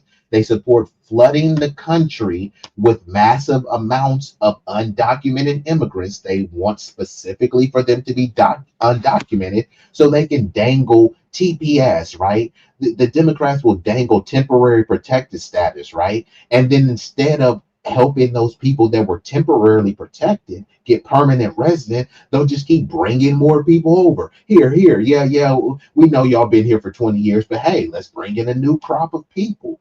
So they don't care about these people. Both parties weaponize immigration to use it as a political football to, one, get representation in Congress, and it also helps to replenish birth rates because Americans in general, but specifically white Americans, because that's the only demographic that they care about, they're not having enough babies. So they want an influx of immigrants that will be filling up their AI factories, but also other immigrants that they can later adopt into whiteness. Just like Italians weren't considered white, birth rates down. Okay, cool. Y'all be white and y'all will replenish the number. Same thing with Irish and people from Argentina, Palestinians. That's how someone like Jillian Michaels, who loves to say, I'm Syrian, I'm Arab. There's no race called Syrian and there's no race called Arab. So that's how Jillian Michaels gets to be adopted into the white race to replenish numbers that way. So there is an aspect that's that's what it's about with immigration as well. You know what I mean? And this has always been going on. This is not an epiphany or anything groundbreaking. It's just only groundbreaking because I'm saying it and others kind of refuse to say it. But, you know, if you're a high IQ, then you should already know this. A profound statement. Well, you said it all, man. 2 words, ice out. How about child trafficking out? Yeah, how about child trafficking out? How about money out of politics? Huh? That sound good? Yeah, help me try that out. Well, let's try some stuff that regular people give a damn about. You know, like high-ass prices out. Low-ass trade-in on our cars out. You know what I'm saying? High-ass interest rates out. See, now everybody can stand up and clap. We would all support that. How about expensive restaurants that only rich people like you could dine at? Out. How about that? How much did that suit cost you wearing? 15, 20 grand? How about not spending the food budget of a family of 6 for a year on one suit? Out. Huh? How about that? Just a question. I mean, since we're talking about things that can be out, Bad Bunny said, we're not animals. We're not savages. We're not illegal. Well, you aren't illegal, you know, because you're Puerto Rican, you're a U.S. citizen. But there are a lot of people that are illegal, right? They're undocumented. They came over here illegally. That's the thing. A shoplifter is not may or may not be a savage, but a shoplifter is a human being. They're not an animal, but they're still a shoplifter, okay? And that's what that is. See, we don't change the meaning of words just because you don't like the words.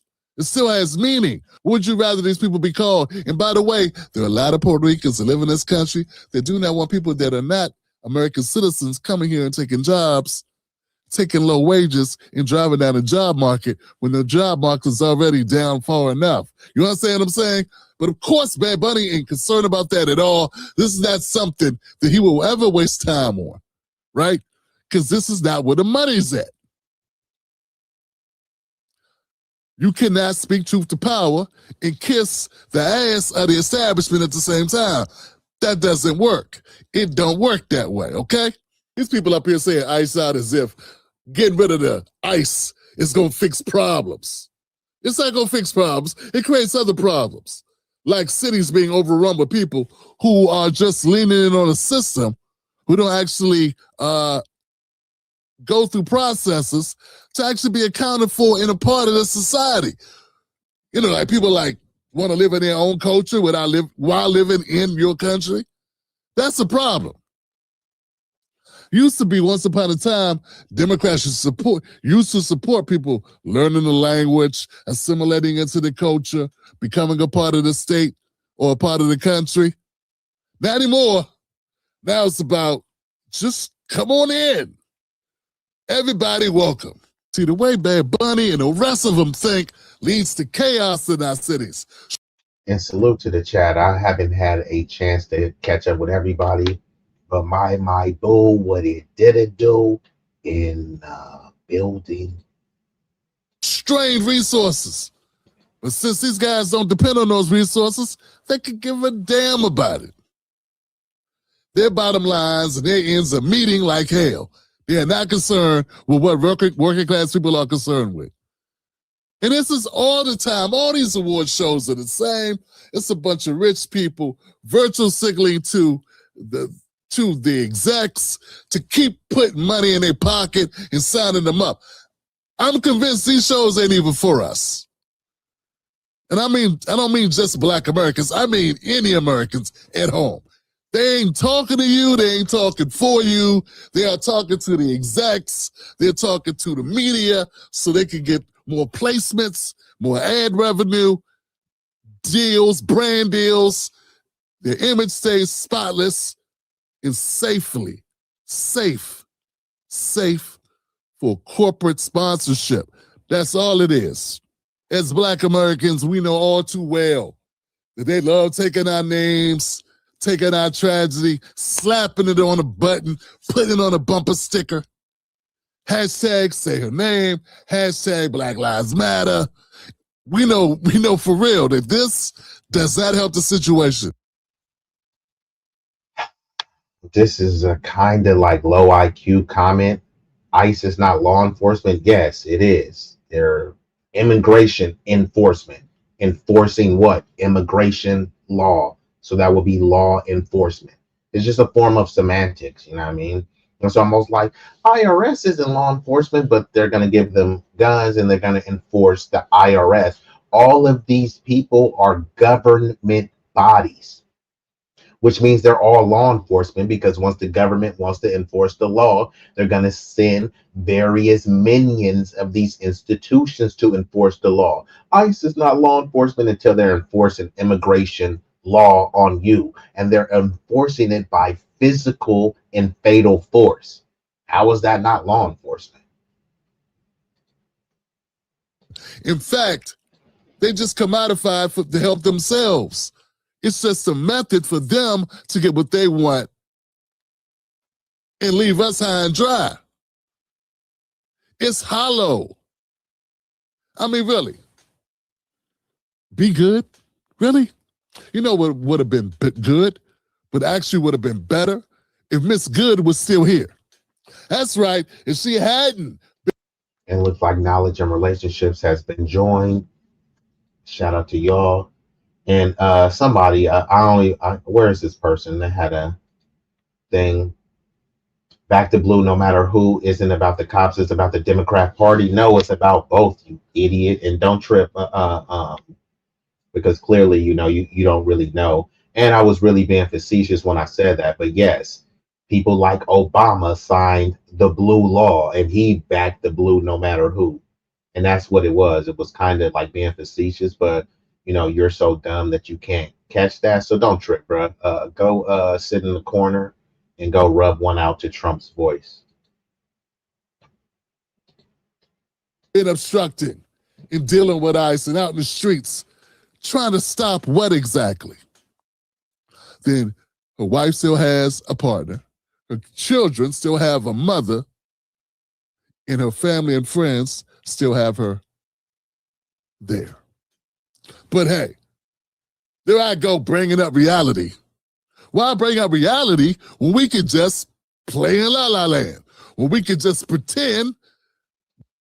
This is a stupid comment where it said 1 in 5 houses empty. Yeah, just because a house is empty, that don't mean you have a right to go over there. Do y'all remember what happened to Ahmaud Arbery?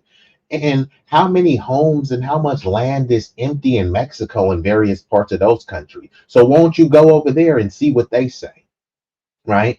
So this is an argument for open borders because the homes are empty and stuff. So what does that have to do with anything? That means the home should be filled by citizens. That doesn't mean because the homes are empty, then we should invite the globe.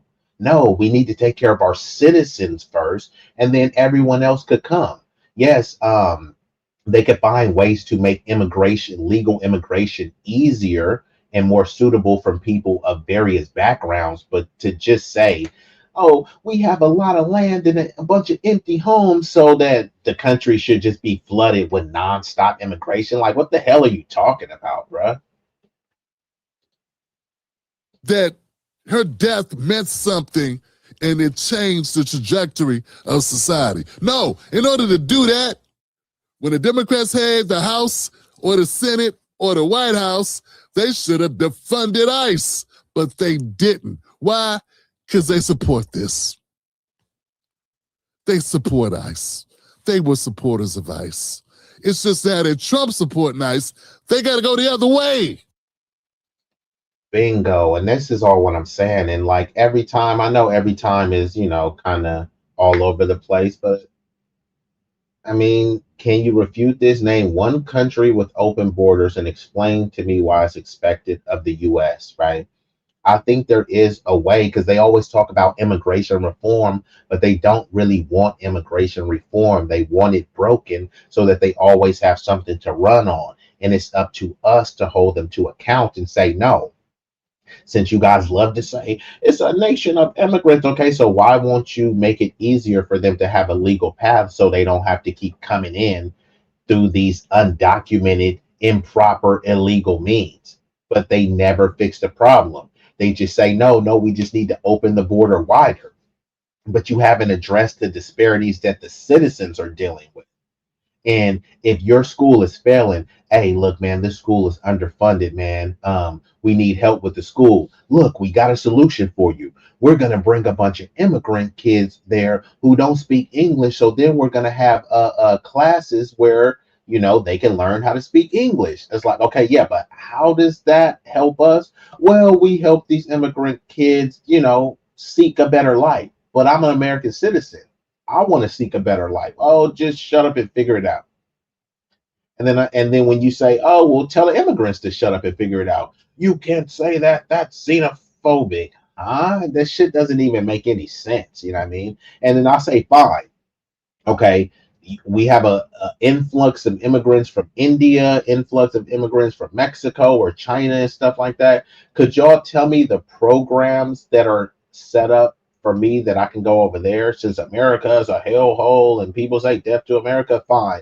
I want to go over to Mexico, right? What people in Mexico is fighting for me to come over there? If I go over there illegally, am I going to be met by a bunch of Mexican people saying no one's illegal on stolen land? Mexico was stolen, so I should be able to waltz right into Mexico, right? Many parts in Ukraine were stolen, so I shouldn't be illegal going to Ukraine because no one's illegal on stolen land. Okay, cool. So once I get to Ukraine, are they going to open me with welcome arms? And then if the answer is no, then why am I fighting, for a utopia that doesn't exist anywhere else?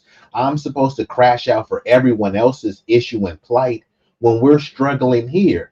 I'm all for helping people. I'm a humanitarian. I'm all for, global solidarity over imperialism, right? But I mean, you got to put the oxygen mask on yourself first. If I'm about to pass out, it doesn't make sense for me to say, here, neighbor, before I take my last breath, make sure that you take the oxygen mask. No. So we do need to preserve our own country, our own communities first before we can help anyone else. You got to clean up your own house before you can go wag your finger at anyone else. So that's pretty much where I'm at with it. If I see many of these people from the other countries, if I look in their country where they come from and I see there's rampant anti-blackness and there's not many people fighting for change or civil justice, then, my focus needs to be here, not on some distant land that I don't aspire to go to and that many people don't aspire to go back to. You know what I mean? So, yeah, and people, they love the leftist Bernie Sanders, and he was Bernie Sanders. If you don't have a border, you don't have a nation. So, I mean, is Bernie Sanders MAGA too? They got to separate themselves in the minds of the morons.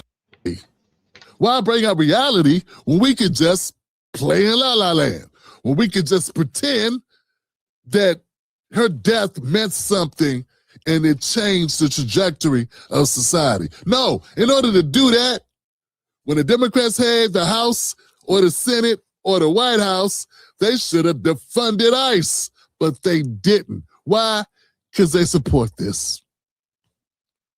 They support ICE. They were supporters of ICE. It's just that if Trump supporting ICE, they got to go the other way. They got to separate. So Jimmy, who seems to be an open border advocate, says If you lived in another country and it was a shit country and you want to get away from that country, but the only way you could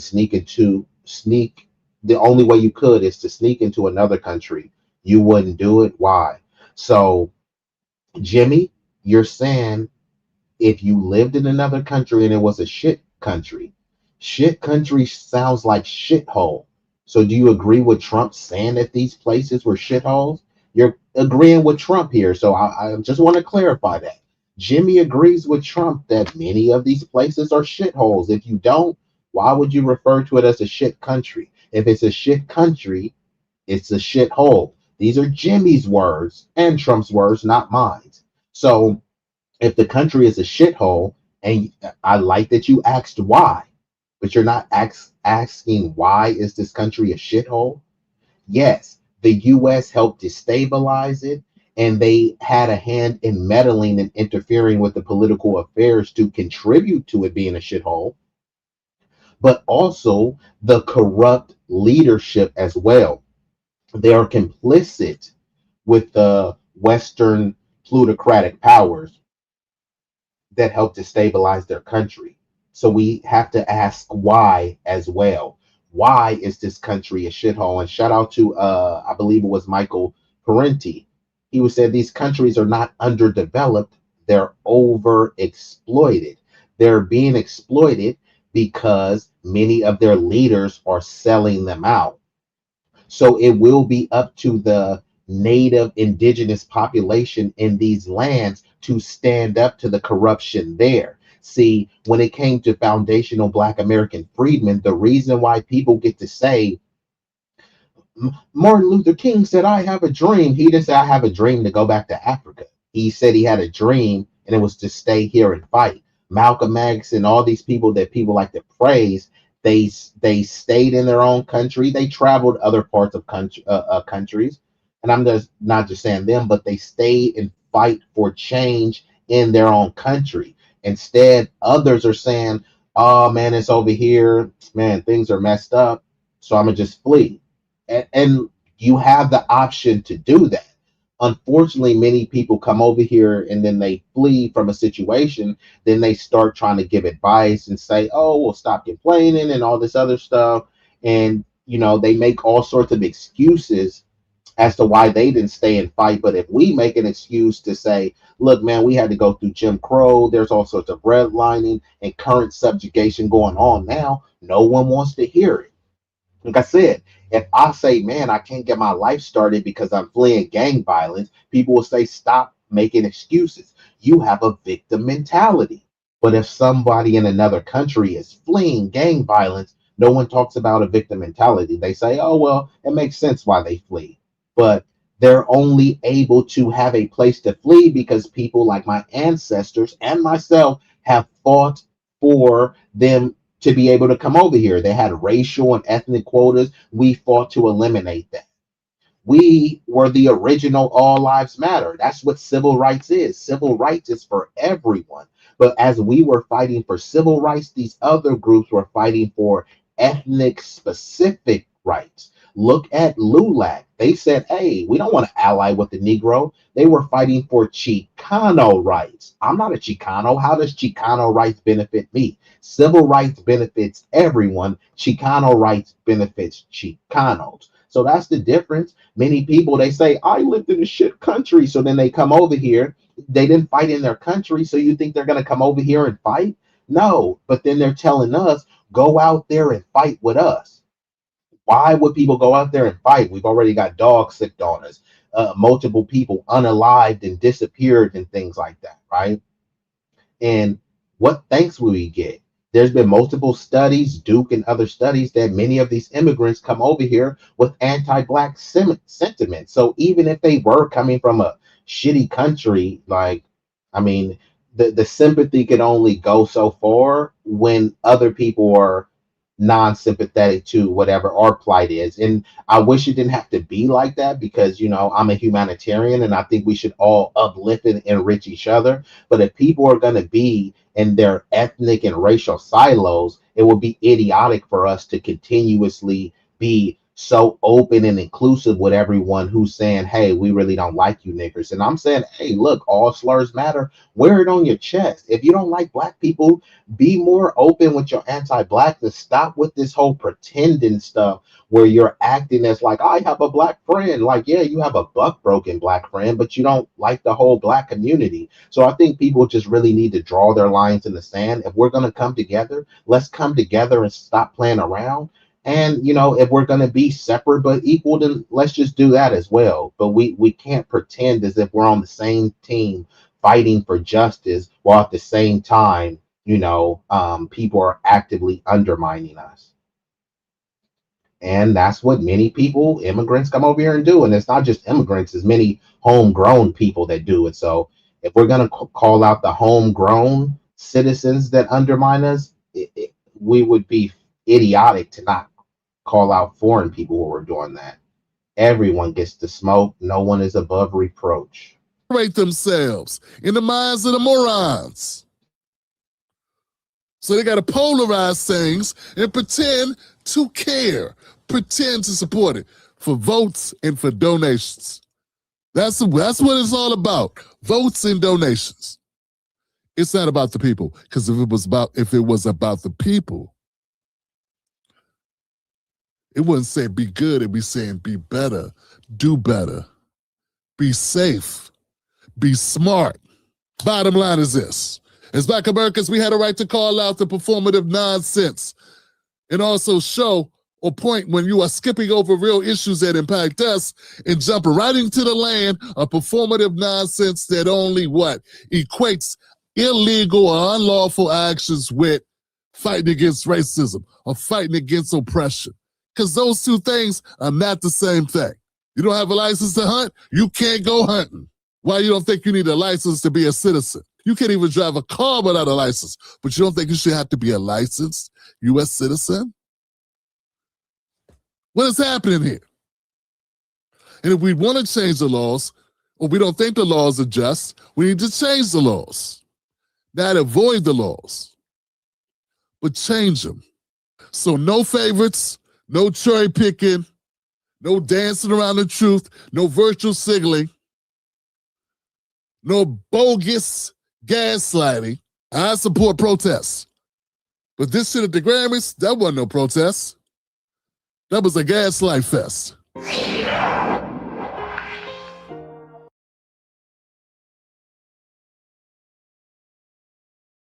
Okay, so that was a video by Tim Black, and he was calling out the virtue signaling while regular people suffered. That is the title of that video. I'm going to play one more video of his, and then I will transition into what I would say appears to be a prosecutorial nothing burger when it comes to the Epstein file dump, right? Will anything come of this, or will it just be more content for others? Will they be convictions, or will it just be content? I'm leaning towards it will just be more content for people, but, you know, we'll see, you know, who is holding these people accountable and whose culture is this. But let's get into this video. You know, pretty privilege. If Alex Pretty was black, you'd be calling him a thug. That's the title of this video. Let's get into it. Has asked themselves that basic question. I was watching this and I started thinking, what if Alex were a black man? This is a moment the news movement filmed on January 13th in Minneapolis, showing a man who appears to be Alex Pretty interacting with federal immigration agents 11 days before Border Patrol shot and killed him. Our footage was analyzed by the BBC, whose facial recognition technology confirmed his identity to a 97% degree of accuracy. On the morning of January 13th, our team received a tip that federal agents were blocking a street at the corner of East 36 and Park Avenue in Minneapolis. We arrived around 10:15 a.m. We saw observers shouting at the agents as they walked back to their vehicles. When they started driving away, the man kicked their taillight. An agent then got out of the vehicle, grabbed him, and pushed him to the ground.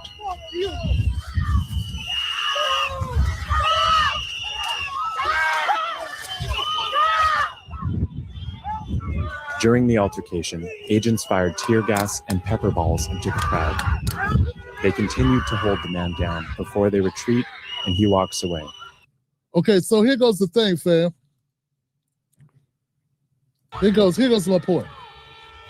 Soon after that, what if Okay, so yeah, now Alex Preddy didn't deserve to be fatally shot in the manner that he did. And all we're talking about is the racial double standards and the hypocrisy. If a black kid does something, they want to know, was he raised by a fatherless home? If his daddy was there, hey man, did his daddy have a criminal conviction? All sorts of stuff. What was his GPA? But Alex Preddy, they're acting like this dude was just this sweet, angelic figure who wouldn't harm a fly. You know what I mean? And I don't think this dude was just the deranged terrorist that they're making him out to be. We're just talking about the double standards. People have been fatally shot for less. And this dude is over here antagonizing officers, spitting at them. He damaged property. This, if it was a black person, they would be saying, whose culture is this? Who raised them? This is a certain level of degeneracy, low impulse control, but none of these things are being said. And this is to not, pile on, someone who's deceased. This is just to point out the differences in how people talk about don't do identity politics, but like all politics is identity politics. The reason why they're not going this far with this story is because of this man's identity, the complexion for the protection, even in the grave. Now, I don't condone and I don't agree with the barbarism from any law enforcement, including ICE and Border Patrol. I'm just saying that these images would be framed in a different way if this person was a different complexion, spitting at officers and, damaging their property. Let's rewind it back and I'll let it play a little bit longer. And then, people would say, hey, he was resisting arrest. Why didn't he just let them, arrest them smoothly? So all the arguments that we, when we protest, we don't get this level of grace. But, Preddy privilege, I guess. 13th in Minneapolis, showing a man who appears to be Alex Preddy interacting with federal immigration agents 11 days before Border Patrol shot and killed him. Our footage was analyzed by the BBC, whose facial recognition technology confirmed his identity to a 97% degree of accuracy. On the morning of January 13th, our team received a tip that federal agents were blocking a street at the corner of East 36 and Park Avenue in Minneapolis. We arrived around 10:15 a.m. We saw observers shouting at the agents as they walked back to their vehicles. When they started driving away, the man kicked their taillight. An agent then got out of the vehicle, grabbed him, and pushed him to the ground.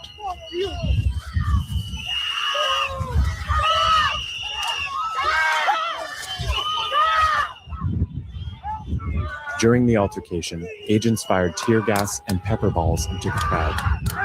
They continued to hold the man down before they retreat and he walks away. Okay, so here goes the thing, fam. Here goes my point. Soon after that, what if Alex Preddy was a black man and he was caught on tape doing this?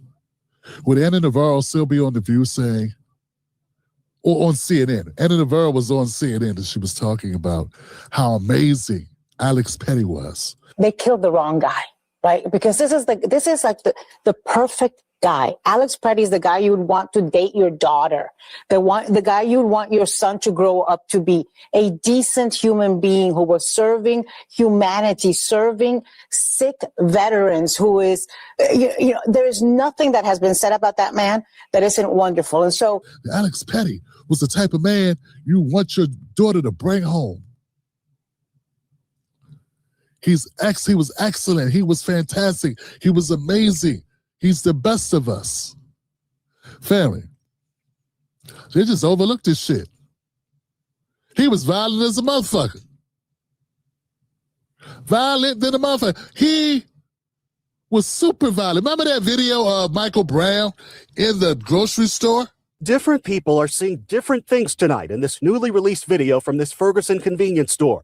Keep your eye on the box of cigarellos. That's Michael Brown Jr. the night before he was killed in 2014 by a city police officer, and what police have always described as a strong-arm robbery. His one hand grabbing the cigars, his other on the storekeeper's neck.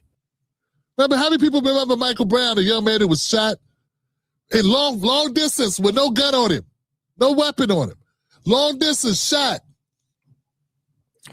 executed by the cop in Ferguson? Remember that? And then they used a video from like the day before, whatever. He was in a convenience store. He got into a pushing and shoving match with the owner of the store. That was it. That was it. All of a sudden, people stopped talking about Michael Brown because they showed a picture of a teenager arguing with a sales clerk. And I think he took a pack of Swisher Sweets. That's not stealing the store. That interpretation matters because of this video that authorities released days after the shooting. The next morning, Brown is back at the store and what police have always described as a strong-arm robbery. His one hand grabbing the cigars, his other on the storekeeper's neck. The picture they painted of my nephew was not right. You remember this? They used that tape to demonize Michael Brown. If Alex Petty were a black man, and he was seen on video spitting at police, ICE police. Yeah, ICE police. You even get the word ICE inside police. How you not know that shit? People. And this is to, I don't even know who it was, some low IQ lunatic in the chat saying, ICE is not police. Yes, they are. They're immigration police. Any arm that says enforcement, they're there to police you. Why do you think there are people saying ICE are detaining people? How are they able to detain people? Because they're policing people based on immigration policy. That's why they're called enforcement. That's why they're giving handcuffs to arrest you. They're giving chemical agents to stun and maim you. They're giving high velocity firepower. That sounds like law enforcement. You know what I mean?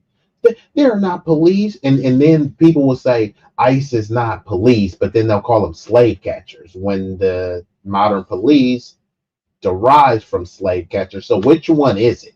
They're like slave catchers, but slave catchers were there to police and enforce policy on slaves. Like, so please don't ever make a goofy comment like that as well. All of these bodies are beholden to the government instruction, right? If the National Guard is told to pull up, they're going to come and enforce. If ICE is told to pull up, they will come and enforce. Same as FBI, same as your local police, same as, the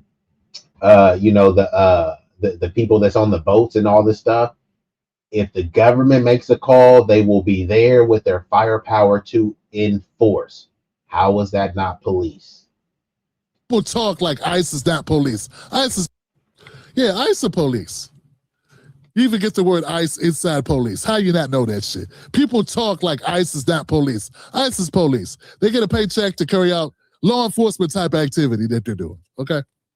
They're not mail clerks. They're doing law enforcement work.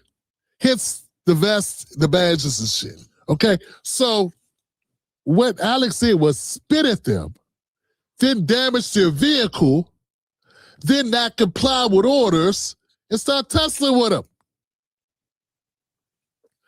If a black man did that, they would not be saying how amazing he was and how the type of man anybody would want to have as a son-in-law, as a son. Oh, praise Alex. Now, I'm not shitting on the dead. I'm just presenting to you a scenario that Alex, what if he was black? We already know what would happen, right? We already know how. I just demonstrated to you how we did Michael Brown. He was vilified in death over an incident that occurred that had nothing to do with anything. And he wasn't even 18 years old. Was he 18? Maybe he was 17, 18? He was a young man. He was not 37. Male nurse, 37. With a gun on him. With prior altercations with police. Mr. R says taking away guns does not stop gun violence. The government will always have weapons to use against the people, and the bad will still get guns on the black market. Yes, I am pro 2A, and all people, they always talk about a tyrannical government, and Trump is a fascist dictator, so we need to get rid of guns. So if he's a fascist dictators rule with an iron fist with heavy firepower, and you think that we're going to contend with that with thoughts and prayers and strongly worded letters just doesn't even make any sense, right? They talk about the fascists and the military industrial complex, and you're supposed to combat that with content. Oh yeah, this person, I'm sure the Midas Touch or Joe Rogan will make a podcast about it, and that will teach the government. No, the right to bear arms was to challenge, contend, and rebel and repel against a tyrannical government, not making strongly worded letters and passing legislation that restricts the rights of law-abiding citizens. Criminals are always going to get their hands on a legal firepower, so you changing the laws does nothing for them. That's why they're a criminal. Oh, yeah, this is that law. I don't care. I'm going to break it. So all you're doing is punishing law-abiding citizens and saying, because there's a handful of knuckleheads, we have to punish the masses. And unfortunately, many people get on board because all they do is just get a black face and then they demonize them. Look, you don't want a bunch of George Floyds to have guns, right? Look, there may be a George Floyd in your neighborhood. You don't want that, right? And then people sign up. No.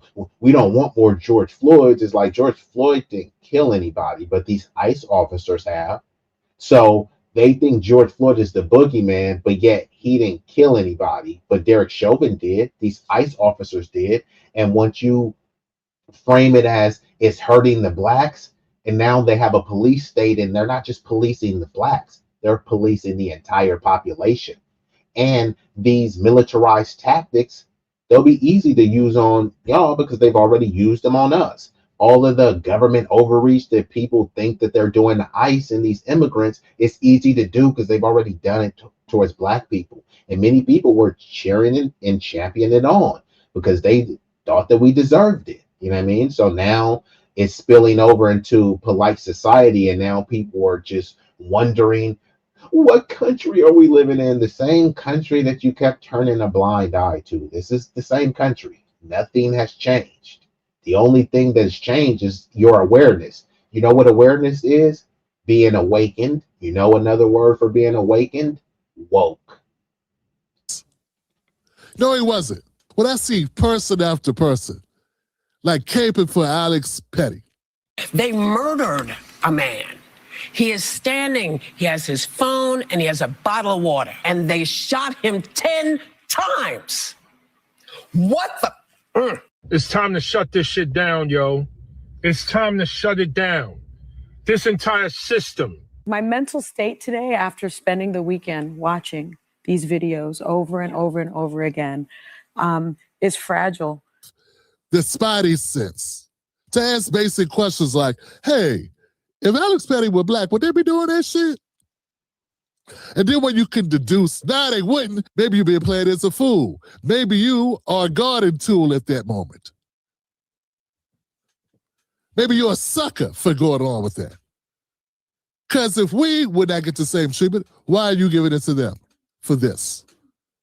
Folks are being very simple and playing it up front with you, and all I'm saying is, if Alex Petty were a black man, he was seen doing this, we wouldn't even hear his name said. Yeah, and I don't think there's nothing wrong with loving guns, especially so what happens too. So in the black community, if you love guns, then you must be a thug, gang, want to slide on your ops. You can't just be a gun enthusiast. It's like there has to be something nefarious. And then there's a bunch of like kind of Christian Bible thumpers who say, "Oh Lord, we don't want no more violence, so we don't want no more guns." And then people are getting stabbed, but you're not saying that we don't want any more knives. More people die from, I think more people die from like DUI deaths than firearms, but people are not trying to eliminate alcohol or cars or anything like that. So yeah, people who are enthusiasts and if you say that man, I love guns, people automatically think violence. They don't think hunting, which is a form of violence, just to be clear, but I was talking about violence towards human beings, right?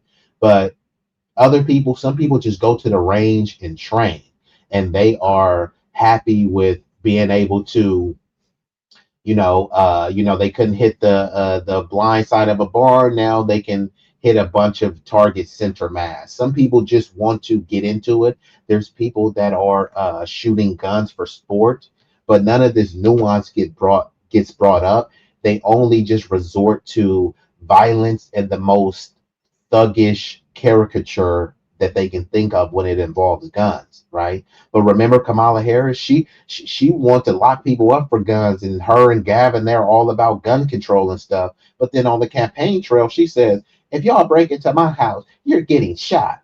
But then in California, if you break into people's house, they want you to have the gun locked up. So if someone breaks into my house and I'm like, excuse me, burglar, if you don't mind, I have my gun in the safe. I'm just going to put on my house shoes, run over to the safe. I'll hit the combination. I'll pull the gun out. Then I'll load it. And then could you attack me then? Just give me a moment to prepare myself. Like, huh? You would already been dead. Your family would have been sexually assaulted. Your house could have been burned down. But if you break into Kamala or Gavin Newsom house, they gonna hit you with a headshot. You ain't even gonna get close because they have security. I have to secure my own house, but they're telling me no, you should have gun control. No, all you need is a phone, so you can dial 911. Okay, the average response time in a decent area is from 8 to 10 minutes. In a really, really good Lily area, probably about 3 to 5 minutes. You know what I mean? But on average, I think it's around between 8 to 15 minutes. It doesn't take you 15 minutes to sexually assault someone, to stab someone, to shoot someone. You are your own protection. You're your first and last line of defense. If a bunch of thuggish figures break into my house, I don't want to combat them with a cell phone. They have firepower. I need to have more firepower than them. The Democrats should be pushing. See, notice they don't ever push for responsible gun ownership. They always talk about gun control. But all of these Democrats, they talk about how they have guns. Biden said he has guns. Kamala has guns. All of these people, they claim to have guns. But why aren't you talking about responsible gun ownership? You guys are responsible gun owners, right? Why aren't Democrats pushing towards free classes to educate the masses on gun ownership? Instead, they're trying to impose more taxes for gun owners. And then here you got to pay a class that our rich buddy is going to administer. So you got to pay hundreds or thousands of dollars for this class. You know what I mean? But even with that, why the Democrats aren't pushing for that? They'll talk about how violent these neighborhoods are. Oakland, Chirac, Baltimore, St. Louis. Okay, cool. I'm living in this dangerous, notorious neighborhood. Could you help me so I can be a responsible gun owner? So in case I got to fend off a thuggish attacker? No. All we need is gun control. So we just need harsher laws. Yeah, but that criminal already knew he wasn't supposed to have a gun, and he broke the law and still has a gun. And he has a pretty nice gun too. So could you pass laws that will help me be a responsible gun owner? No. What we will do is just restrict guns, because like no one needs to have you don't need an AR to hunt to hunt moose. It's like, yeah, but I'm not hunting moose. I live in a dangerous neighborhood. If I get an AR, it's not to hunt moose, it's to ward off violent attackers. And the Democrats just keep pushing gun control, and the Republicans want gun control too, because they love when the Democrats are because then they say they want to take your guns away. Okay, now the Republicans are in office, and what are they trying to do? Give more money to ICE, which doesn't help you. How is giving more money to ICE help your 2A rights? It doesn't. But instead, MAGA, because all you got to do is give them some racist red meat, they're like, yes, Trump is getting them out of here. No, his deportation numbers are abysmal. You know what I mean? So what really is he doing? A bunch of controversial, violent, incompetent deportation efforts. So yeah, I mean, a lot of you cats got to get it together. But yeah, I support 2A, and people should be pushing the Democrats to support more responsible gun ownership legislation.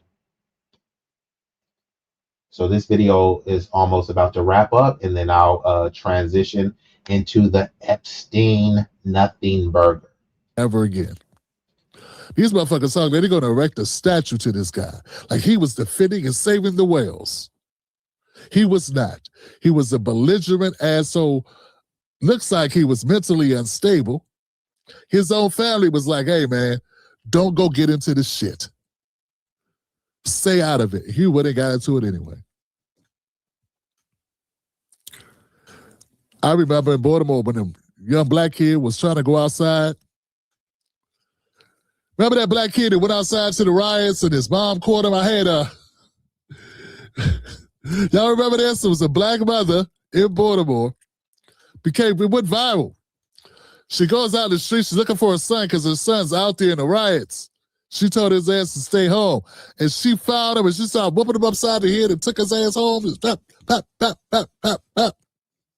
You had our community, Tony Roberts was on my show when I covered it, and we covered it live. It was funny. Tony Roberts, hilarious, man. Did you see the one with the mom? She knew her son was out there and went out there. You saw that. You on it. What? Son? That's, oh, man. And then like the police chief said, we need more moms like that to come out there, more parents to come out there. But tell us how it happened. You need to hear the whole story. I think every parent need to go out there with belts, sticks, everything they got, and knock their son in the goddamn head, for real, and get your ass home. What you doing out here setting fires? Shout out to Tony Roberts, man. Tony T. Roberts. Funny, man. So anyway, the point is this. That's what the Petty people wanted to do to Petty, but Petty was a grown-ass man, almost 40. They can't beat him upside the head and make him come home, but they wanted him to. And all I'm saying is, there's double standards in this country. And all this shit is a psyop. All of this, it's all a scheme, a scam. It's one thing that's worse than these people getting away with the bullshit. It's us lying to ourselves to help them. They're not being honest. They're not being real, and they're just using you to get. Okay, so that's the gist of that video. It was only like a couple seconds left. But yeah, they're using you and you are falling for it. And this is specifically to the high IQs, right? The high IQs love to say, you know, you're low IQ sub-Saharans. Okay, fine, right? So then you shouldn't be expecting any sort of innovation, any sort of progress, any sort of leadership from this low IQ demographic, right? So now you have to shift your ire to the high IQs, the people who are high IQ, in power, and in charge. They are the ones responsible. You can't keep blaming George Floyd and some powerless thug that did a drive-by. That thug got locked up, right? So now he's serving a life sentence in prison. You can't blame them anymore, right? And you refuse to blame Palantir. You refuse to blame Elon and Jeff Bezos and all this stuff. How cowardly are you to continuously go after the powerless and make it seem as if you're fighting? I'm just keeping it real. No, you're keeping it cowardly. But we're going to transition into the Epstein nothing burger. Jeffrey's list has been released. At least some of it. or all of it, right? Depend on if you believed what has been released. I'm going to react to a video. It's going to be a panel of people, and this is on the Piers Morgan channel. And then I will play, so we'll get the broader perspective, and then we'll get the B1 perspective. So do you guys believe that this Epstein file dump, it has bared any fruit? Is any punishment going to come from this? Is this just another propaganda mill, or will we see some heads roll? Because you have to remember this. They've had the redacted version for years. So when they say they're trying to protect the victims, fine, redact the victims' names, but give us some names of the perpetrators. Don't just release random photos. Oh, look, here's a picture with him with Jay-Z. Oh, here's a picture with him with Tyson or Michael Jackson or Bill Clinton or Mark Zuckerberg. Fine. So they say the pictures say 1,000 words, but the 1,000 words are speculation. The 1,000 words aren't definitive. So definitively say who you're going after. Who are you going to prosecute? Because what is the point of releasing all of this so that you can read, you grab your popcorn and you say, this person was named, that person was named. Okay, fine, they were named. Are there any RICO charges pending, right? They looked at Young Thug, listened to his music and said, yeah, your music is violent and we're going to correlate it to some of the crime in the neighborhood. So we're going to hit you with a RICO charge. Where's the RICO charge for the most prominent, prolific, and epic, in a disgusting, grotesque way, the most epic pedo ring ever known to this country's history in terms of the organization, spanning a global network, the most powerful plutocrats, and on top of that, whose culture is this? We know whose culture it is white culture, right? Why do you have to make it about race? Well, Jeffrey Epstein made it about race. He said he didn't want any niggers allowed. This is not my words. This is what Jeffrey Epstein said. When they asked him about the women, yeah, bring over some young, beautiful women. Make sure they're not niggers, right? The only, air quote, black people that he was with were only celebrities. And he often hung out with celebrities to sully their name, you know? So, yeah, whose culture is this? I'm sure we know. And then they'll say, no, it was Jewish culture. But, yeah. There's no race called Jewish. Jeffrey Epstein is the Jews. Okay, Jeffrey Epstein. So what, he's not a white dude anymore? Like, who are we kidding? Who raised Jeffrey Epstein? Was he raised in a fatherless home? Did he have both his parents? Just ask him. Whose culture is this? So let's get into the video. Pure legality of the Epstein files. I've seen Todd Blanche and other people representing the administration who've come out and said, look, it's all out there now. This is what we're going to release. There's 3 million documents, videos, images. We have determined from our analysis that there is nothing in them that constitutes a crime. Therefore, we can't prosecute anybody. Now, it strikes me that might be true. It might be in all these documents, there is no prima facie evidence of a crime. It doesn't mean crimes didn't take place. It just means there isn't the evidence they took place. What is your assessment? That is a distinction. We know crimes took place. We know there are people who harm children who are not being prosecuted. We know that. Anyone who's intellectual. So they're saying that, okay, we have the proof, but the proof is not definitive that crimes took place. It just was not impropriety, improprieties, right? But they've had the mass surveillance state for how long? So it's not that they can't find any evidence of crime. They just refuse to find any evidence of crime. And if they know that this file dump release doesn't prove any crime, then that's why they released it. They released it to create content, to create controversy, but it's not going to lead towards convictions. I'll believe it when I see it. They're not even saying who should be scrutinized, right? So clearly they're not going to convict anyone because they're not giving you any names. The only names that you have right now that are allegedly being held accountable is Epstein, and he secretly offed himself, allegedly, and Ghislaine Maxwell, who has been, honestly, she's living better than some people that's outside. They says she's eating good. They've given her a cute little cuddly dog. So I know fire is, she's holding her breath on the heads rolling. Where is the accountability, right? They always love to look at the Black community and say, you have an accountability problem. So because some musty, crusty, dusty nigga in the hood did a drive-by, I'm supposed to answer for him? I don't know that goofy nigga. Like, so why should I have to answer for him? But what white people are answering for? Jeffrey Epstein and his prolific pedo ring. Oh, no, you can't generalize us. Well, then stop generalizing my community. I'm not into it, but it's like, hey, if we want to play these games, then, let's just play them. You know what I mean? But in terms of accountability, just in whether it be the progressives, the conservatives too. The conservatives love to say that we're a nation of law, so they should be demanding accountability. Instead, they're bootlicking and bending the knee to whatever narrative that the establishment says. They rail against the left establishment while kissing cheeks and licking the boot of the Republican establishment, where they're both in cahoots. In that list, there were Republicans on that list. There were Democrats on that list. I'm sure there were Christian people. I'm sure there were atheists. There were Jewish people. Sure, there may have been some Muslim people on the list. None of that mattered, because who are the names? I'm not talking about who you've seen in a picture. Who are the names that they're going to go after?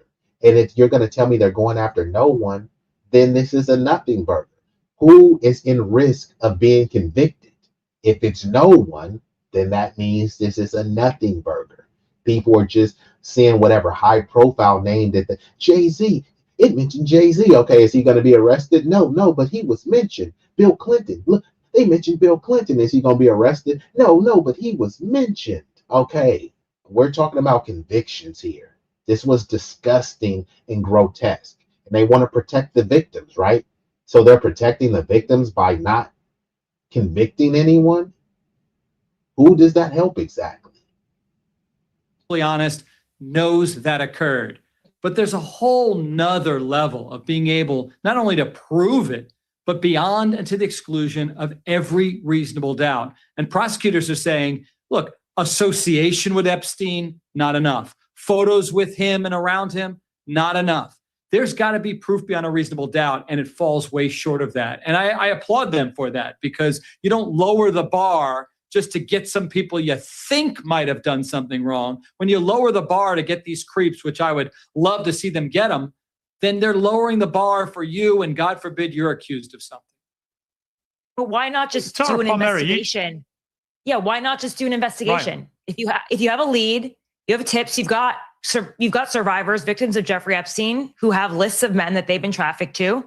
Why wouldn't you follow up on it and actually investigate? Sure. Yeah, they should. And I'm assuming they made that announcement after they looked into it, and they don't have additional information that takes you to the highest burden under the law. If they fell short and they're just going knee jerk, we don't have a couple of photos of somebody actually doing something, then yeah, they should be condemned for that. But I'm assuming that they did look into it. And if there's not enough proof, then they shouldn't just go because maybe or probably someone did something. Wait a second, though. You're assuming that they did these follow-up investigations. I'm not assuming anything. Follow-up investigations be inside of the Epstein files? Wouldn't you see correspondence? Just so we're clear, hold on. Don't put me like that. I'm not assuming anything. I'm giving you legal analysis to simply suggest if they haven't done a thorough investigation, shame on them, they should. If they're making that announcement, let's assume for a moment, not necessarily that it's truthful, that if they did do a thorough analysis and they don't have proof beyond a reasonable doubt, then that's it. You don't then lower the bar to go after someone you think might have done something absent the proof. That's all I'm saying. But let's just factor in that there is an Epstein Files Transparency Act, right? And we are supposed to be seeing all of the files related to that. Wouldn't you assume that a follow-up investigation would be included in the Epstein Files Transparency Act? Because when I look through these files, I don't see an FBI that is actually doing any follow-up, calling, the attorneys for the men that are accused. They don't appear to be doing. So we know the capability of the FBI. Y'all remember what they did with the COINTELPRO, how elaborate they were with the wiretaps, the undercover agents and the infiltration. They had a vast network to infiltrate, to undermine, and basically dismantle and destroy any type of Black liberation group, right? So we know what the FBI is capable of. Why hasn't there been a COINTELPRO? Where's the COINTELPRO? So they're just letting the pedos run amok, saying, "Oh yeah, we suspect some things. We've seen some photos, but we can't really pinpoint them on crime. We would love to convict them. We know that these people are disgusting. It's just we don't have enough proof." And with other groups, if they didn't have proof, they would plant it. And I'm not advocating for entrapment or for them using nefarious means to plant, plant either paraphernalia or false evidence. But what happened to the pro-lifers in protecting the babies? There's no RICO and there's no COINTELPRO. Where's the CIA? Where's the CIA using its vast resources to track down this pedo ring? Is it because they can't do it or because they don't want to do it? And if they don't want to do it, we have to ask ourselves, why don't they want to do it? And who's in charge of the CIA? Who's in charge of the FBI, right? Why do you have to make it about race? Well, y'all make everything else about race when y'all talking about 1350 and affirmative action and DEI. Those are kind of racial, ethnic identity politics claims. So I'm asking for historical and evidentiary accuracy. Who is running these organizations? Who is in charge of the FBI? What racial and ethnic demographic are they? Who is in charge of the CIA? What racial and ethnic demographic are they? Who is in charge of Border Patrol and ICE? What racial and ethnic demographic are they? Who is in charge of the White House, who they call the leader of the free world? What racial and ethnic background do they have? And once we find that out, then could we blame? Could we have a conversation about accountability and responsibility? Or are we just going to keep blaming George Floyd for everything? Anything to follow up on. Well, you don't know. You have no. Listen, with utmost respect, you may be right. We have the files. You go and then I'll go. You go and then I'll go. We have the files. There's only been. Where else would they be? There's only been an effort to cover everything up from the FBI. The FBI has literally told us that there are no Epstein files, and then it turns. Release the Kraken. They're going to release the Kraken before they release the files. The files that they released have already been scrubbed. If y'all think that these people are the shadowy government of plutocrats and oligarchs and elites, do y'all really think that someone that has the power to get Epstein allegedly offed and say that it was a alleged, suicide, right? If y'all think that these people have the power to do that, but they don't have the power to make the files with their names disappear. So when they do release the files, it's going to be a nothing burger until I get a conviction. If there are convictions, that I will come and say, hey, I misread it and I was wrong about this prediction, this prognostication. I don't think I will be wrong. This will be a prosecutorial nothing burger. It will be content. It may be riveting. People may want to grab their popcorn, but there will be no convictions. But don't worry, I'll wait. I look through these files. I don't see an FBI that is actually doing any follow-up, calling, the attorneys for the men that are accused. They don't appear to be doing anything to follow up on. Well, you don't know. You have no. Listen, with utmost respect, you may be right. We have the files. You go and then I'll go. You go and then I'll go. We have the files. There's only been. Where else would they be? There's only been an effort to cover everything up from the FBI. The FBI has literally told us that there are no Epstein files, And then it turns out there's 6 million Epstein files, of which we've only had access to 3 million, which are, of course, heavily redacted. You know, Epstein responded to an email that was redacted, and his response to that email was, loved the torture videos. Why did they redact the name of the individual who sent Epstein torture videos? Why can't we know who that person is? And why hasn't that person been prosecuted? What are the torture videos? There's a lot that's being uncovered in the Epstein files that make it clear that wrongdoing and criminality occurred, and there were no charges, and the FBI was part of the cover-up. Well, if they were, then shame on them, and they should be held accountable. What I do take exception to is that they committed the worst thing that you can do, and that is include victims' names in documentation, and it should not have been done. There are over 40 victims whose names were not redacted, and the best they can say is oopsie. To me, that is offensive and outrageous. They made sure to redact the names of the perverts that were sending torture videos, though. They made. Yeah, and see, like Anna has said exactly what I was about to say, and I'm reacting to this in real time. I haven't even seen this message, but yes. So some of the victims' names were leaked, but the perverts' names, they made sure to be redacted. That shows you that it's a nothing burger right there, because that is deliberate. It's deliberate to ensure that, oopsie daisy, you know, some of the victims' names were released in that the pedo perpetrators, we're protecting them because we don't want to sully their reputation. This government, law enforcement, any of these propaganda mills have no issue sullying in people's names. Y'all saw what they did with George Floyd, right? And I'm using George Floyd because people are obsessed with him. And I think many of the MAGA maniacs, they wake up like fantasizing like as if George Floyd just like railed them from behind or just cuffed out their wife or something like that, right? They paint George Floyd as this monster. He was high off of fentanyl. He had a counterfeit 20. So let's just say that was true. He was drugged out of his mind, high off of fentanyl, that had a counterfeit 20, right? How much could you really get with $20 nowadays, right? So what was he really trying to buy, right? Some Taco Vaca, some flaming hot Cheetos, right? So let's just say that all that stuff was true. George Floyd was zonked out of his mind, high off of fentanyl, and had a counterfeit 20, right? What is worse?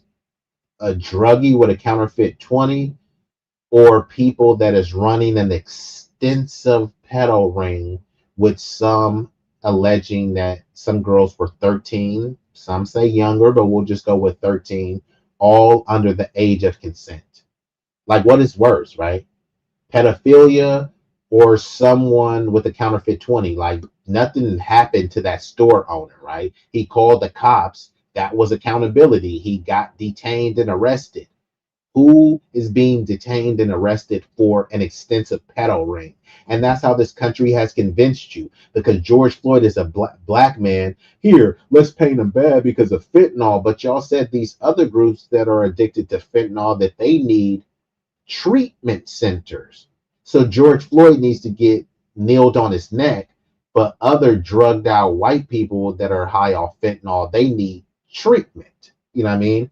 And people have been convinced that somehow George Floyd is worse than all of these pedos in these documents. And, you know, that's kind of the state of where we're at in society.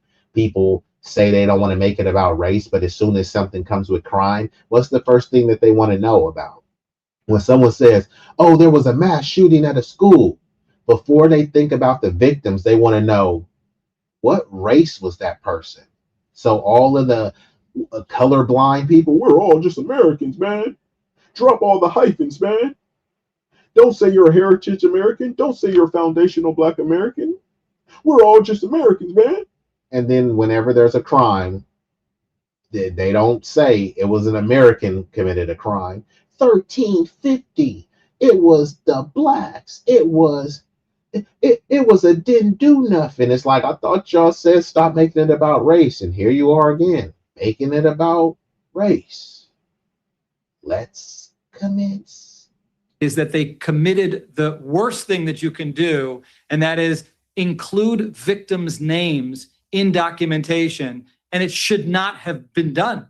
There are over 40 victims whose names were not redacted, and the best they can say is oopsie. To me, that is offensive and outrageous. They made sure to redact the names of the perverts that were sending torture videos, though. They made sure to redact that. Embarrassing story, but I can't pay my rent this month. My friend told me about how she got a $5,000 loan to pay her bills. Today's show is sponsored by Oxford Natural, makers of...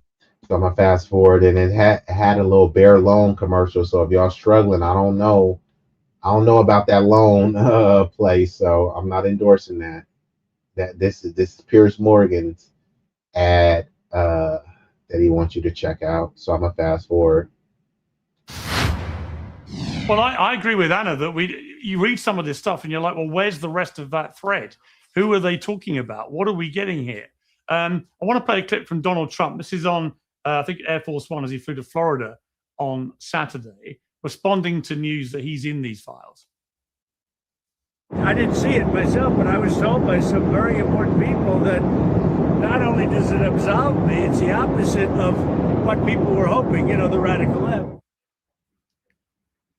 Now, Tara, it strikes me that with Donald Trump, having spoken multiple times to David Boies, one of America's most reputed criminal lawyers for the last 50 years, who represented Virginia Giuffre and many other victims and survivors, he has always been adamant to me that from everything he'd seen, he did not believe that Donald Trump did anything criminal in relation to Epstein. However, yeah, and I noticed a lot of people they're talking about Jay-Z was mentioned. Okay, Jay-Z has never been a president. Bill Clinton has.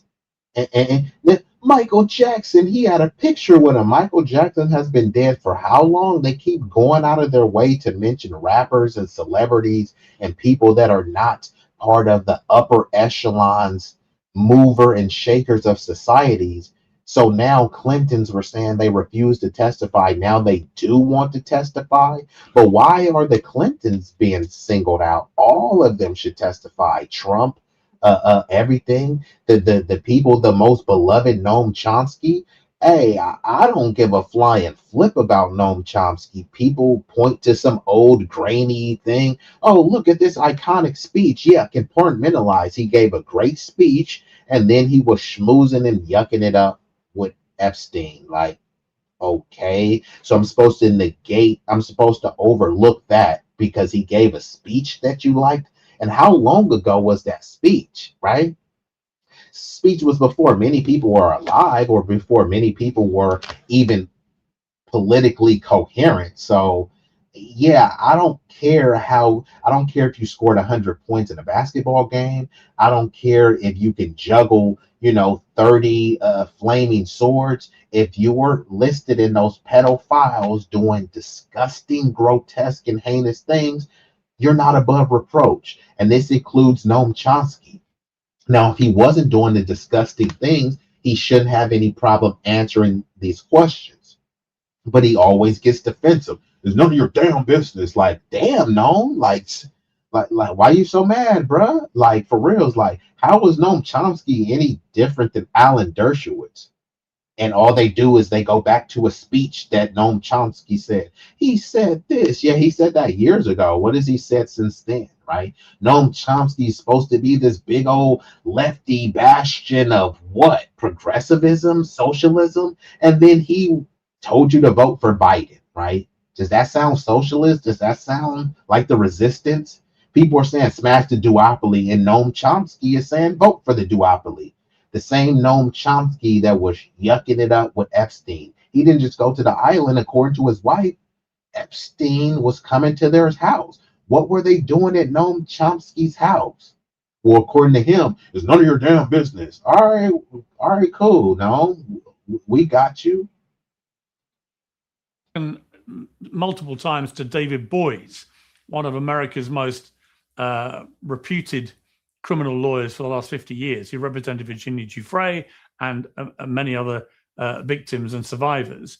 He has always been adamant to me that from everything he'd seen, he did not believe that Donald Trump did anything criminal in relation to Epstein. However, he did say that he thought other men had, and that they should be chased and prosecuted. So it could be, I mean, some of the more out, I think it's important for viewers, for example, to understand that in these files, there's a lot of truly outrageous, shocking things, much of which was immediately looked at and dismissed as fantasy. And then there's other stuff which is clearly well documented, is coming from the mouths of the people who have been reported on, which is a different kettle of fish when it comes to how you report these things. I do think it's important to clarify that, because some of the stuff that's been in there about Trump is literally people just ringing in who probably hate him, who want to cause him trouble, saying outlandish things which are not true. So that is also part of the mix here, isn't it? Yeah, I'm sure there's. I don't know if Morgan has been to the island, but it wouldn't put it past me. And I think sometimes people make too much of going to the island, because some people say, I've never been to that island. Yeah, but you attending, people always talk about Diddy baby oil parties. If y'all thought Diddy parties was off the chain, what do you think Epstein parties were? See, with the Diddy parties, all they're committing them of is, Diddy had hella baby oil. Yeah, he had hella baby oil with a bunch of consenting adults. Meanwhile, Epstein probably had a bunch of bottles of baby oil with a bunch of babies. He had people's baby girls there with baby oil. Diddy was there with adults. Cassie and all these people was getting peed and pooped on consensually. Meanwhile, at the Epstein Island, he had a bunch of white people, because this is not my words. Epstein said he didn't want any niggers there. So it was only whites there. A bunch of underage white people. And this was happening in the States. So I think people make too much of the island. And I'm not saying you specifically, because I don't know your views, but a lot of people are always trying to, who went to the island? Who went to the island? No, a bunch of people went to the island, and a bunch of people were here complicit in the violations and the breaking of laws and the promulgation of pedo nature here in America. They didn't have to go to an island. Some tips in there that are just, that are, anyone can call into the FBI and say things, right? As for David Boies, I've been talking to survivors, and a lot of them are really upset to see how closely connected he was with Jeffrey Epstein. If you look through the emails, actually, David Boies and Jeffrey Epstein exchanged a lot of emails. And David Boies was Virginia Giuffre's attorney, so he knows for a fact that there were many other men that were involved.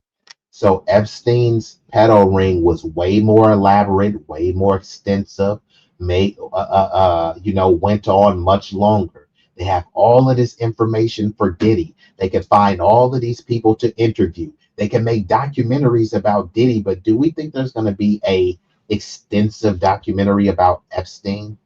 Are names going to roll? See, because with the Diddy thing, it was just a bunch of people that hated Diddy, and they want to make a mockery out of him and turn him into a monster. But will there be a critically acclaimed surviving Epstein documentary? And not only that, because there's really a bunch of prominent Jewish people in Hollywood.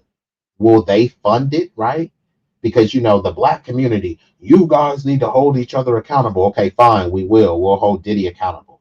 So are there going to be Jewish filmmakers holding Jewish Epstein accountable, or how does that work? Involved in this.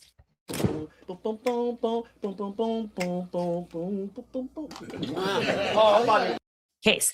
As for President Trump, we know that there was one Jane Doe, Katie Johnson, who filed a complaint 3 times against him ahead of the 2016 election. I think any of these tips that have been sent in, they should have been investigated.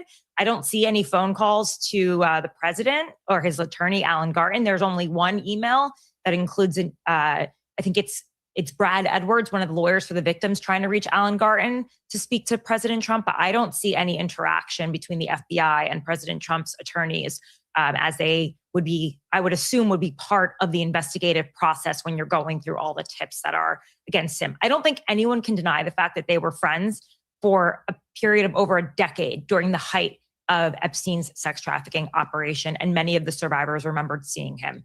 It's You know, right. What does? But let me bring in Eric here, because I think it's interesting, the timeline on all this, because I've taken a position from the early days of this. There are two types of deniability here.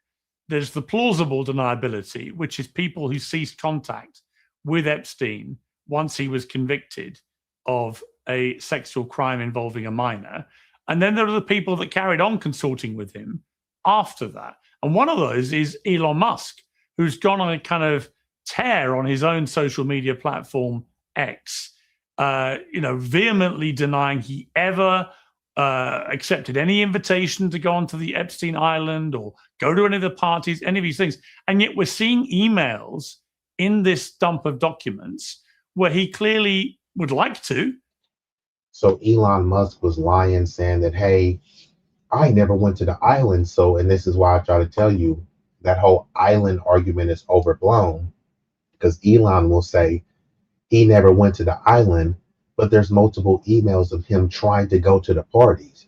Hey, I didn't go to Pedo Island, but hey, could you invite me to those pedo parties? I would love to be there with underage girls, you know what I mean? And this was after he had already been convicted. Jeffrey Epstein was a convicted pedo. He had to register as an offender. And he was giving this swanky permission where he can be on ankle monitor, go to his McMansion, and then come back, sleep in the prison, and then go back and, act as if nothing happened. So this dude has a sweetheart deal is not even the word, right? So many of these elites already knew that he had these pedo proclivities, and Elon Musk was still like, bro, count me in, you know what I mean? So he just wanted to participate in these parties as well. So there was no one forcing him to do that. He sought out Epstein because his reputation preceded him. Now Elon Musk is trying to play damage control and act as like, oh, it's just the wokies, it's the Democrats. It's like, nah, bro, you were a Democrat when Elon was trying to hang out with Jeffrey Epstein and go to these little pedo parades. Like, Elon was a Democrat. So it's not about party affiliation. Like George Carlin said, it's a big club and you ain't in it, but Elon is. He's asking which night is the wildest. He's planning to come. The fact that he didn't in the end seemingly go to any doesn't mean that he wasn't keen to. And this was years after Epstein's conviction. So I think Elon Musk has some difficult questions to answer that he's apparently very keen not to answer, as he tries to present himself as the knight in shining armor that wanted to blow the lid on all this, which is, well, why did you actually have this kind of relationship with Epstein, knowing he's a convicted pedophile? So, Pierce, I think what we're looking at right now, and I'm listening to Tara being outraged about Donald Trump, very conveniently not mentioning a former president, Bill Clinton, who may or may not be claiming he didn't have any involvement with any underage girls, yet there are pictures of him swimming in hot tubs with Ghislaine Maxwell and some very young-looking ladies. Not sure if they were underage or not. Clinton. So, but allow me just to finish. He's not the president of the United States right now. May I just please? So the fact that he's a seated president is different from a former president is shocking. Here's my point. Not that you're being biased at all. My point is the media. This dude is all over the place. Like, so now he's saying, no, I'm not saying this because you were being biased. If you don't think that she was being biased, there was literally no point for him to bring that up. He's saying that she criticized Trump. Well, Trump is in office now. She was asked about Trump. She criticized Trump. Trump is the president mentioned in those files that she was asked about, and she's talking about Trump. And he's saying, well, why didn't you bring up Clinton? And this is what happens when people are talking about personal responsibility and accountability. They tell that for you. Here she's holding Trump personally responsible and accountable for his actions, his behavior, and the allegations that are rumored about him. And he's saying, but what about the Democrats? What about the Clintons? And no, I'm not accusing you of being biased. If you're not accusing her, why'd you even bring this stuff up? This dude just looks like a straight political stooge, a moist maniac. Look at him, bro. Super effeminate with all of this makeup and stuff. And like, hey, I get it. You know, you're on TV. You want to wear makeup. You know, I don't do the thing, but I'm sure there are plenty males that wear makeup. But it's like, just put a little bass in your voice and have some coherence with what you're talking about, bruh. Like, this dude's all over the place. But, you know, let's get back into it. Let's see what the moist maniac has to say. Who, you know, may or may not be claiming. I think Elon Musk has some difficult questions to answer that he's apparently very keen not to answer, as he tries to present himself as the knight in shining armor that wanted to blow the lid on all this, which is, well, why did you actually continue, have this kind of relationship with Epstein, knowing he's a convicted pedophile? And shout out to Sincere, Saida, in building. Salute to you, Sincere. I know you over there. You putting up some numbers. You feel me? You putting up some numbers like you are all-star.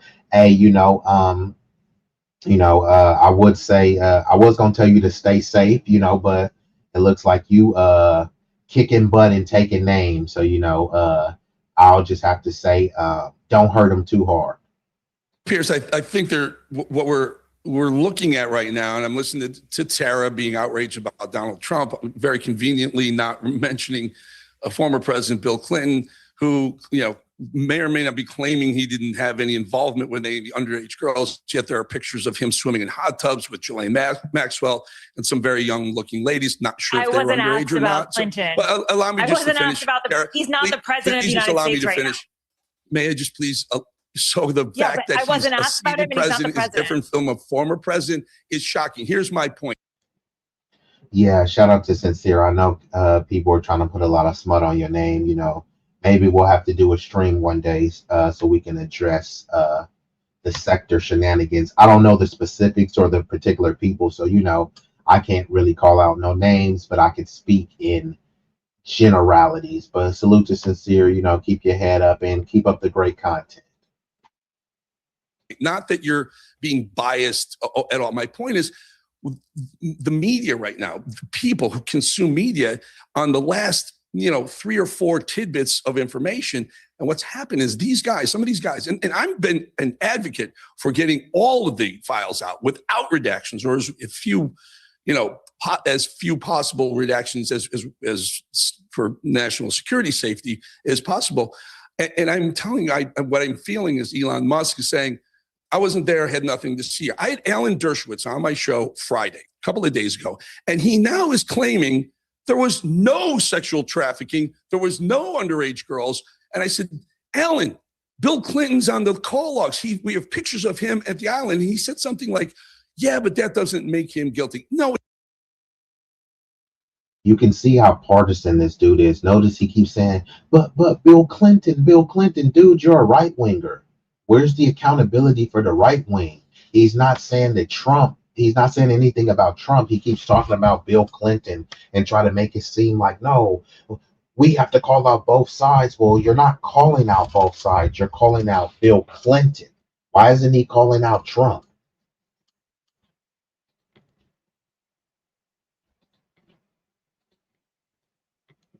Hold on. Is some of these guys, and I've been an advocate for getting all of the files out without redactions or as few possible redactions as for national security safety as possible. And I'm telling you, what I'm feeling is Elon Musk is saying, I wasn't there, had nothing to see. I had Alan Dershowitz on my show Friday, a couple of days ago.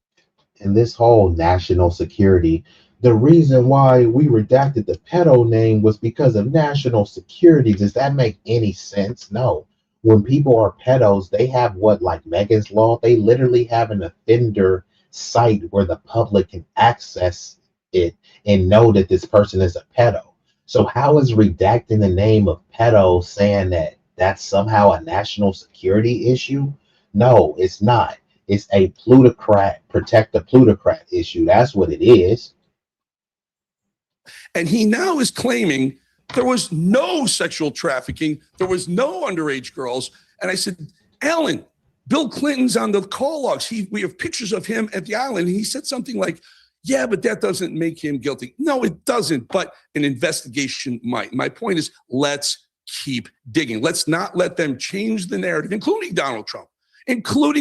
Don't let him say, I never did anything. I don't know. I would like to know what every one of these I agree. I think on that island were involved. Eric, yeah. Look, I agree. I mean, Anna, it seems to me you've got to go where the evidence is. The good thing about this latest dump is there's so much of it. Journalists around the world are pouring through it. Obviously, it's taking a long time. But like I said, in relation to Elon Musk, for example, we can see a direct conflict between what he is saying publicly and what we are reading with our own eyes about what he intended in terms of these parties and so on. And my sense about people that do that is, well, if they're not being completely honest about that, then are they being honest about other things? I don't know the answer, but it certainly starts to raise a lot of eyebrows. I know the answer. The answer is no. They're not being honest about other things. Come on, Pierce. I mean, and see, this how Pierce likes to play these little slimy, sniveling, weaselly games. Oh, I mean, if Elon is lying about this, it's a fair question to ask. Is he lying about other things? Yes. If he's going to be lying about trivial things or things that can be easily proven true, of course he's lying about everything or many other things. But Pierce won't call him a liar. Instead, he'll frame it as a question and just say, hey, well, I don't know. But he'll definitively call someone woke and say that woke is dead and woke is destroying this. But when it comes to Elon and Trump and in specifics, it's just like, hey, well, I don't know. I'm just asking the questions. It's like, Pierce, bro, you're getting paid millions of dollars for this level of rudimentary analysis. And if you don't know, then why are you here? Shut up and let the intellectual heavyweights take it from here, Pierce. And so on. And my sense about people that do that is, well, if they're not being completely honest about that, then are they being honest about other things? I don't know the answer, but it certainly starts to raise a lot of eyebrows. I know the answer. The answer is no. They're not being honest about other things. Come on, Pierce. I mean, you're a smart man. You're not naive. I mean, even if they weren't implicated in the Epstein files, anyone who takes what the rich and powerful have to say at face value are being, I mean, unbearably naive. But look, I would just be wary of anyone who's attempting to make this very serious issue a partisan issue, because make no mistake about it, people from both sides of the political aisle have been implicated in this. So I think we need to take a step back and look at the bigger picture here, which is what was really going on with Epstein, because Epstein was more than just a serial pedophile and a pervert. He was an incredibly powerful man who was, by the way, in multiple instances in the files that were just released, talking about his work for Mossad, talking about his work for the Rothschilds. I mean, it just goes on. And so can we discuss the blackmail operation that was taking place and which government that's a special ally of the United States put him up to it? And do we really want to be allies with a country that kidnaps young girls for rape just so they can have dirt on American politicians and control our foreign policy? That's the bigger underlying issue here that no one's talking about. Yeah. Well, let me bring Eric back in. I mean, Eric, I would say, Eric, also, just before you respond, I mean, the Bill Gates stuff is fascinating too, right? Because there you've got a situation where they found a draft of an email that Epstein appears to have constructed for one of Gates's senior aides who fears he's going to get fired. And it's basically a blackmail note. Now, we don't know if it ever got sent by the aide to Gates. We do know that they came to some settlement, some arrangement, apparently. But in it, it makes all these, scandalous allegations, which would have been from his chief aide, who would have known, to Bill Gates, to presumably try and either leverage a payoff or to avoid being fired. He accuses him of getting an STD from a Russian prostitute, I think, at one stage, and then getting medicine to try and, stop his then wife getting it and so on. All pretty tawdry, sleazy stuff. Now, again, we only know partly this because we don't know if that ever got sent or how true that material is. But is there, deeply embarrassing for Bill Gates. There's also, as Anna touched on there are much wider geopolitical dimensions to this, not least Vladimir Putin, who has a relationship clearly with Epstein. What was going on here? The big question about Epstein, where did all his huge amounts of money come from?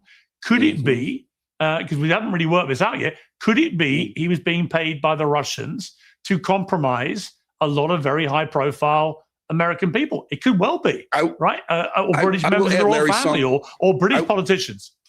I will add. You see here, Piers goes again. He's pretending as if he's just speculating, right?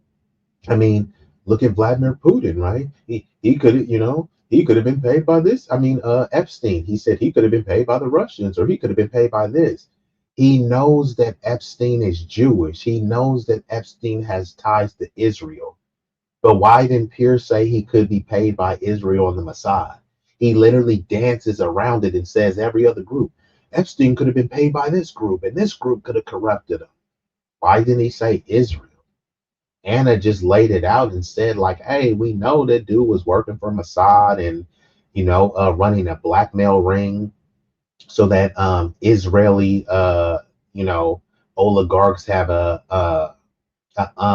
basically a foothold on the politicians, right? But Piers is not talking about that. Piers is not talking about Israel. He's talking about Putin. He's not talking about Netanyahu. He's talking about Putin. So all Piers Morgan is just like an undercover Zionist and a buck-broken stooge and tool for the establishment who pretends as if he's like, hey, I'm just asking questions. But he puts together propaganda panels like this of some people will go far, but it will be balanced out by a bunch of people who brings it back to the center or to the far right, because anything else he will label as woke and identity politics, even though he brings a bunch of Jews on to espouse Jewish identity politics. All of this shit is just, confusing for the layperson, but, is nauseating for anyone that has some level of political astuteness to them. About Epstein, where did all his huge amounts of money come from? Could it be, because we haven't really worked this out yet, could it be he was being paid by the Russians to compromise a lot of very high-profile American people? It could well be, right? Or British members of the royal family, or British politicians. I will add Larry Summers in that mix too. A very liberal darling on the left, former Harvard, former Obama Treasury Department, former Harvard University professor, president, had to resign from AI based on what was in the AI board, what was in the Epstein files. I will add something. Anna said something very important. Where did all the money come from? How did he make all these connections? If you watch the Bannon interview within the released Epstein files, it struck me, and I never knew Jeffrey Epstein. I've known Bannon for 100 years. I've never known Jeffrey Epstein. He's not a smart man. He wasn't a smart man. He wasn't an intellectual by any means. He was a useful idiot to a bunch of groups. And I don't know who, and I think therein lies some of the most important information that could come from an additional investigation, FBI, CIA, whoever, but dig into further where those funds came from. Not a smart man. Listen to his answers. It's almost pedestrian in nature, yet he somehow amassed 60. So yeah, all the people that try to say it's about meritocracy, Jeffrey Epstein proves it's not about meritocracy and choosing the best. And if you just work hard, you'll get where you need to go and you'll become wealthy. Jeffrey Epstein was being propped up, not because he was smart, not because he was just this handsome bastion of conservatism or patriotism. It's because he was a useful tool. He wasn't an idiot, but he was a useful and effective tool. But, that should put to bed about any of the meritocracy things, because that Jeffrey Epstein, when you hear him talk, you're like, huh? Dude sounds kind of like a caveman or something. But I think we've had enough of these people, so I'm going to go ahead and transition into another one of the videos by none other than CNN's Dana Bash, and she's presses the deputy attorney general on Trump and the Epstein files and Don Lemonade's arrest. Attorney General Todd Blanche, thank you so much for joining me this morning. I want I'm going to start with the Epstein files. Elon Musk, who is mentioned in some of these files, wrote, quote, "What matters is not the release of some subset of Epstein files, but rather the prosecution of those who committed heinous crimes with Epstein. When there is at least one arrest, some justice will have been done. If not, this is all performative, nothing but a distraction." Is the Department of Justice considering bringing any additional charges here? Well, look, I can't talk about any investigations, but I will say the following, which is that in July, the Department of Justice said that we had reviewed the files, the quote Epstein files, and there was nothing in there that allowed us to prosecute anybody. Since when can't they talk about investigations? They talk about investigations all the time. But suddenly when it becomes to the most prolific pedo ring in this country's existence, you know what I mean? Suddenly, oh, no, we can't talk about it. Y'all talk about everything else. Talking about lock people up, release the files, just don't release these files. So this dude is full of it. We're a nation of laws, right? So tell us about all the law that you're going to enact on these people who harmed kids, right? The pro-lifers should be pushing for convictions more than anyone. Those who committed heinous crimes with Epstein. When there is at least one arrest, some justice will have been done. If not, this is all performative, nothing but a distraction. Is the Department of Justice considering bringing any additional charges here? Well, look, I can't talk about any investigations, but I will say the following, which is that in July, the Department of Justice said that we had reviewed the files, the quote Epstein files, and there was nothing in there that allowed us to prosecute anybody. We then released over 3.5 million pieces of paper, which the entire world can look at now and see if we got it wrong. And so it's not performative, and I respectfully disagree with that statement. We were ordered to do. Listen to the incoherent, empty babble. We've released 3 million files. We're asking about convictions, right? So what is the point of releasing? Like I said, they release a bunch of files. They release a bunch of photos, so you speculate. We don't want to speculate anymore. Who are you going after? Could you commit to a commitment? Could you commit to a name? At least put a name out there so we can sully the name and ostracize the name, because we have to make a stigma of people being known pedos. Isn't that the whole point of the offender website? People should be able to go on and look and see if your neighbor is a pedo, right? But now we have all of these pedos running amok and no one could know who they are because of national security. Like it just doesn't even make any sense. And does this dude sound like a high IQ? Like, so Epstein wasn't high IQ? How did he amass all that money and become such a prominent figure? And here you have Todd Blanche, who sounds like not the sharpest knife in the drawer. How'd he get this position? Surely it wasn't DEI or affirmative action.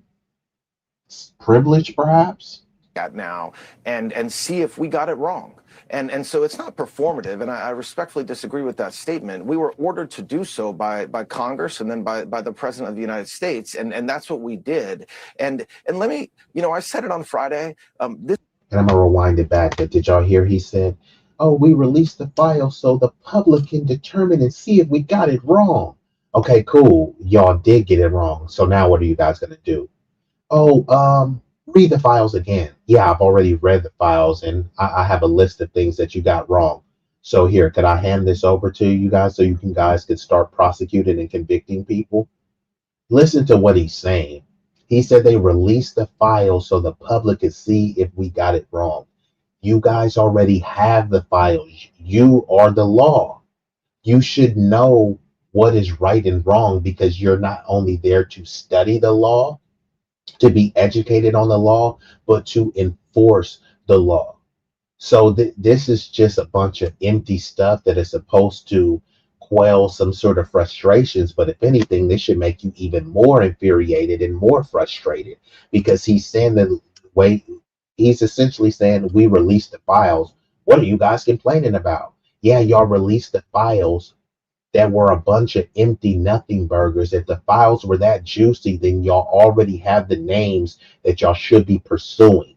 He's not saying, I can see if he said, look, we have some suspects and we are pursuing them to take legal action against them. He can say that without naming anybody. What I just said, you don't know who, that can be anybody. He's not saying what they're going to do. This is the Justice Department. He's the Attorney General, yet he's not talking about justice. He's not talking about prosecution or anything like that. Is this incompetence or is this intentional? The paper, which the entire world can look at now and see if we got it wrong. And so it's not performative, and I respectfully disagree with that statement. We were ordered to do so by Congress and then by the President of the United States, and that's what we did. And let me, I said it on Friday, this Justice Department, the FBI, DHS, we have gone after more sex traffickers, more child pornographers, more men who have done harm to children and young women than any administration in history. And so we need to separate those two ideas, the fact that there's the Epstein files and whether there's... Look at the Weasley language. We have gone after. What does that mean? Right? Like, so right now, if you're asking someone, hey, did you guys lock up these criminals? We've gone after more criminals than anyone. That's not what I asked you. I asked, did you lock them up? Were they convicted? We've gone after them. Okay, but did you catch them? We've gone after them. It's just a bunch of empty rhetoric. So he's saying that they've gone after more pedos. He didn't say that he's prosecuted and convicted more pedos. So when they're going after them rhetorically. Trump making mean, offensive tweets about them. Show me the numbers. They love to say, look at our deportation numbers. Crime is down. Terrorists are doing this. They love to point to numbers, which are often misleading and inaccurate. They love to point to numbers in other instances. So where are the numbers for this? Right? Trump is going after so many offenders, so many pedos, then you should have the numbers. Instead, all he has is empty, nebulous rhetoric. By the President of the United States, and that's what we did.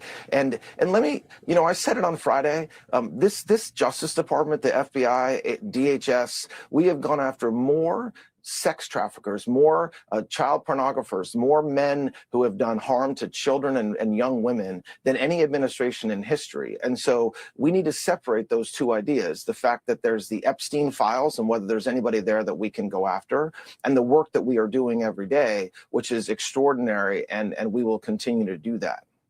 All right, look, I don't know who needs to hear this, but my man just tried that new... Among these new files is a list compiled by the FBI just in August of numerous salacious and, to be really clear, unverified allegations about President Trump. Why did the FBI create this list last year, and have all of these claims been investigated by the DOJ? So look, it's not about President Trump. It's about a ton of people, multiple people that were, quote, in the Epstein files. And what I think folks will see when they review the materials we released is that there have been hundreds of calls made to the FBI where allegations are made by either anonymous individuals or people who are very quickly determined to not be credible, whether it's the nature of what they're saying or the fact they won't provide any information or corroboration. And that's part of the Epstein files. I do want to move on. Former CNN anchor Don Lemon and another journalist, Georgia Fort, were arrested on Friday on charges they violated federal law during a tense protest at a Minnesota church. A conservative federal judge, somebody who clerked for Antonin Scalia, already had rejected those warrants and wrote that there is no evidence that those two engaged in any criminal behavior or conspired to do so. Then an appeals court held up that decision. Why did you then bring this case to a grand jury after it already had been rejected by multiple judges? So first of all, It's a shocker to see you over here, Mimsy, but you are definitely welcome. So shout out to Mimsy Limbs in building. Howdy, partner. And yes, what a joke. And mind you, this is the most prolific and disgusting pedo ring that you've ever known about. Yet they're only given a few minutes of the segment and then they're trying to immediately pivot to Don Lemon. Who cares about Don Lemon? Don Lemon is not a martyr. Don Lemonade is a buck broken buffoon. But yeah, what's more pressing? Protecting the victims in this pedo scandal, or Don Lemon got arrested? Who cares? I don't give a fuck about Don Lemon. Appeals court, that's, you're not right. The appeals court, a judge on the appeals court said that there was clearly probable cause. There was absolutely probable cause that a crime had been committed. Okay, so it's true that they rejected the mandamus petition, but yes, by Mr. Lemon and others, it's public. And so, yes, you're right. A judge in that court had said there wasn't probable cause. But guess what? Our system doesn't allow judges to make that decision. They can make that decision to get an arrest warrant on a complaint, but only a grand jury can bring forth an indictment. And so that's what we did. We went to a grand jury, which, as you know, are 25 citizens from Minneapolis and around that decide whether there's probable cause. And that's who returned an indictment. So they did all this stuff to get Don Lemonade arrested, going to the grand jury. Many judges struck it down, but they're like, no, we have to we have to arrest Don Lemon. How could he protest in a church, even though he wasn't protesting? He was just interviewing people, right? But Don Lemon is supposed to be the boogeyman. I don't like Don Lemon. Don Lemon is a sellout. He's a corporate stooge and tool of the establishment. However, he didn't deserve to be arrested and kind of being paraded around as a pariah. He should be a pariah towards Black society for other reasons, but not just because he did journalism in what they call a sacred area, right? So these people are vehement in going after Don Lemon, who is using this to kind of up his profile since he's been fired. But they don't have this same fervor for going after pedos, suspected pedos and known pedos. So I'm going to transition into another video and then I'll get ready to shut her down. This may be a double header. I do have a little bit of time today, so I might be coming back later this evening. And the topic, will be a little bit different, but it will definitely be a banger. So let me just go ahead and bring up this other video. This will be, I tried to give y'all a broader perspective. Now I'm going to give y'all a blacker perspective. And I get it. This is going to make some people uncomfortable, but I'm B1, but I'm also America first. So this is a foundational Black American freedman perspective, not just some kind of generic proclamation. So let me go ahead and pull this video up. We'll get ready to react to this video and then we will shut her down. So this video you can find on Professor Black Truth's channel that you can watch uninterrupted. It's called More Epstein Files, Less Talk of Punishment. And this is what I mean why I say it's a prosecutorial nothing burger. They keep talking about protecting the victims and justice and all this other thing. But in order for justice, you guys need to convict some people. Heads need to roll, right? Put some heads on some sticks, on some stakes. That's not happening at all in a metaphorical or proverbial sense at all. So let's get into the video. Of millions of pages related to Jeffrey Epstein provided a closer look at his connection to world elites from Hollywood to Washington, Wall Street to Buckingham Palace and beyond. President Trump is mentioned more than 1,000 times in the newly released documents, reflecting a long-standing social and business connection between the two men. Several other high-profile men are in the documents, including Peter Thiel, who in one of several emails was revealed to write, "That was fun. See you in 3 weeks." The context of the email exchange is unclear. Bill Gates shows up in an email written by Epstein, where Epstein claims Gates contracted an STD from a, quote, Russian girl and sought antibiotics to hide it from his wife. A spokesperson for Gates called the claims absurd and completely false. Billionaire Richard Branson shows up in the files too, hosting Epstein twice and exchanging friendly emails in 2013, joking about Epstein's harem and giving him advice about rehabilitating his image after Epstein's sex offender conviction. New York Giants co-owner Steve Tisch shows up hundreds of times in this latest tranche of Epstein-related files, mostly in 2013 emails where Epstein is proposing women for Tisch to meet, sending photos and bios. In one exchange, Tisch asks if a woman he met at Epstein's home is a, quote, working girl, and Epstein replies, NWVER. Then asks for Tisch's phone number, saying he doesn't like, quote, records of these conversations. Later, Epstein tells Tisch, you did well, and that the woman wants to see a play, but is freaked out about his age.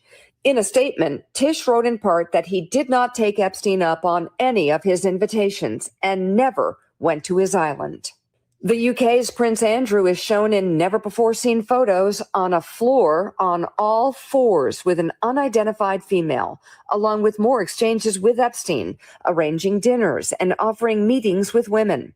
And another where Andrew invites Epstein to come here to BP, referring to Buckingham Palace. One other notable, the director of the newly released documentary Melania, Brett Ratner, appears in the newly released documents, including this photo of Ratner on a couch next to Jeffrey Epstein, with Ratner's arm around an unidentified female, and Epstein sitting shoulder to shoulder with another female, both of their faces obscured. And one of the reasons why there was a wait, lawmakers claimed that the documents needed to be poured through to protect the victims. And yet, victims were not protected, it appears, in these documents. Tell us about it. I counted the names of more than 40 known and suspected survivors of Jeffrey Epstein and Ghislaine Maxwell just in my cursory review of the documents. And of course, on Friday, one of the first things I found was a driver's license of a known survivor, someone who testified at Ghislaine Maxwell's trial with her photo completely unredacted, something that Todd Blanche had pledged in his Friday press conference that we would absolutely not see. And in addition to her driver's license, one of the things that I discovered was handwritten notes from and a typewritten memorandum from a July 2021 meeting she had with prosecutors. And the purpose of that meeting was to assess her credibility on the stand at Ghislaine Maxwell's trial by probing her about the most intimate details of her life and background. Things like her romantic history, her history of substance abuse, and her subsequent recovery and sobriety. In and amongst the more than 180,000 images released are these pictures showing the then Prince Andrew kneeling over and touching a female whose identity has been hidden. There's no context, location, or date provided. Jeffrey Epstein's victims do not believe they've yet been given the whole truth. When the president signed the bill in November, it was to release all the files. All the files need to be released. They haven't been released. So that's what closure looks like. That's what justice looks like, whether anyone's prosecuted or not. Get the full information out there so the public, the survivors, and everyone can really know what's going on. Gloria Allred, a prominent civil rights attorney, represents many of Epstein's victims. She gave her reaction to the latest release of files. Many of the names of my clients who have been Jane Doe for many, many years were in fact published. And this is devastating to them, and we have to deal with that. It was the best of times and the worst of times for the kind of slime that hung out with the Jeffrey Epsteins of the world. Now, the Trump administration made sure that this news got put out on a Friday. That's the day when the white media likes to bury big news. Fridays are the news dump day. But the entire reason that I decided to make the Epstein files the subject of this morning's briefing is because there's way too many people who are getting jolly in the behind about this, as if they're expecting, I don't know, something to happen. You can tell the people who watch way too much fictional TV. They watch way too many TV shows and movies. So let's go ahead and get the most obvious. Yeah, this is like the new Russiagate Instead of this is Pedogate or Epstein Gate, where they make it into must-see TV and a bunch of political theater, but nothing ultimately happens. What literally came from the Russia Gate, right? This is Russian collusion, and you can say whatever, but if Trump colluded or whatever, but that's up for interpretation, right? If we say Trump colluded, then we have to say the Clintons and all these other people colluded. And what did Russiagate amount to? Now, the ratings were amazing. CNN, MSNBC, and all this stuff, their ratings were through the roof. Rachel Maddow, Don Lemon, Chris Cuomo. But what did that do for the rank and file citizens? What did that do in terms of a kitchen table issue? Nothing. And that's the same thing with these Epstein files. It will be a prosecutorial nothing burger. And hopefully I'm wrong. I doubt that I will be. Thing out of the way now. Widespread publicity does not translate into widespread punishment. Even with the massive coverage that this is getting, it's still being treated as basically celebrity gossip and scandal. It's not being treated as a law enforcement imperative. Already you can see the pale hand of privilege with its satanic thumb on the scales. Just look at some of the seedy characters involved, like Prince Andrews. Oh, I'm sorry, is it still Prince anymore? You got photos of him and he was, well, doing the kind of stuff that these royal perverts have been doing since their barbarian tribes tried to gain respectability by calling themselves kings. But this goes to prove you can take the savage out of the cave, but you can't take the cave out of the savage. These royal reprobates have always had their little private getaways where they would go and do the most degenerate behavior imaginable, especially to children. Understand something, family. When you were taught those so-called children's fables like... So again, what do they love to say to Black community? Black culture. You have a degeneracy problem. What is more degenerate? Someone making a song about twerking and rapping and smoking and popping perks? Or someone popping minors, with pills, with all sorts of other sexual toys, penetrating them non-consensually? Like, which one sounds more degenerate? Someone rapping about stuff that you may not want to hear? You think the music is depraved? Okay, that's music. That's entertainment. You don't have to like it, but it is entertainment.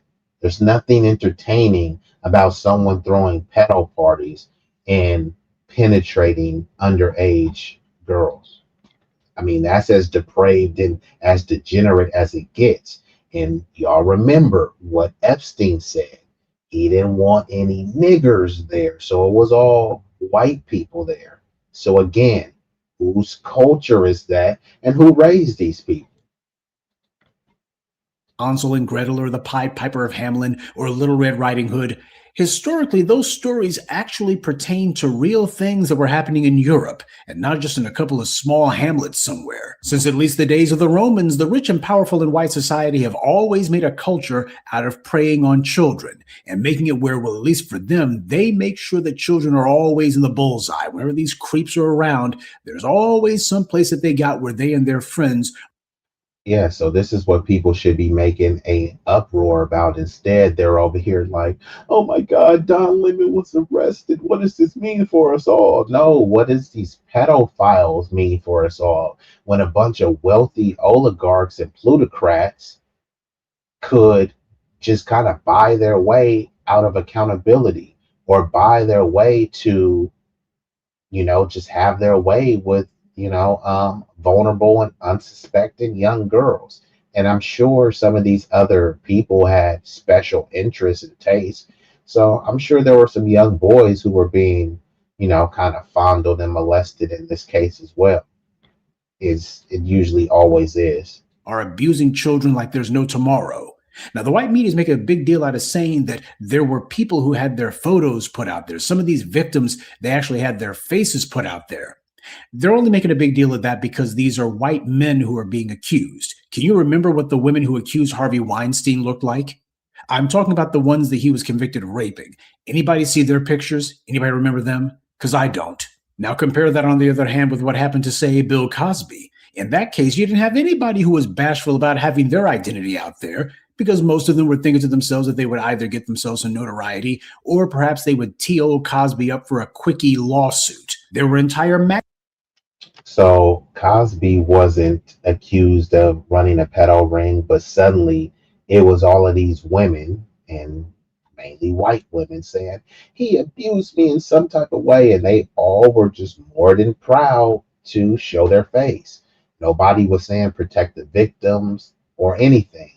But when it comes to Jeffrey Epstein, it's like, no, don't show the victim's face. I get it, right? The victim should be protected. I don't think we need to see every person's face that was allegedly being assaulted at this little pedo paradise. But they should definitely be showing the victimizers. So all of these double standards, all of this outrage, it's extremely selective based on if you have the complexion for the protection of the collection. Magazine covers that had all of the accusers putting their faces out there. So where was the concern about concealing the identities? Anybody see their pictures? Anybody remember them? Because I don't.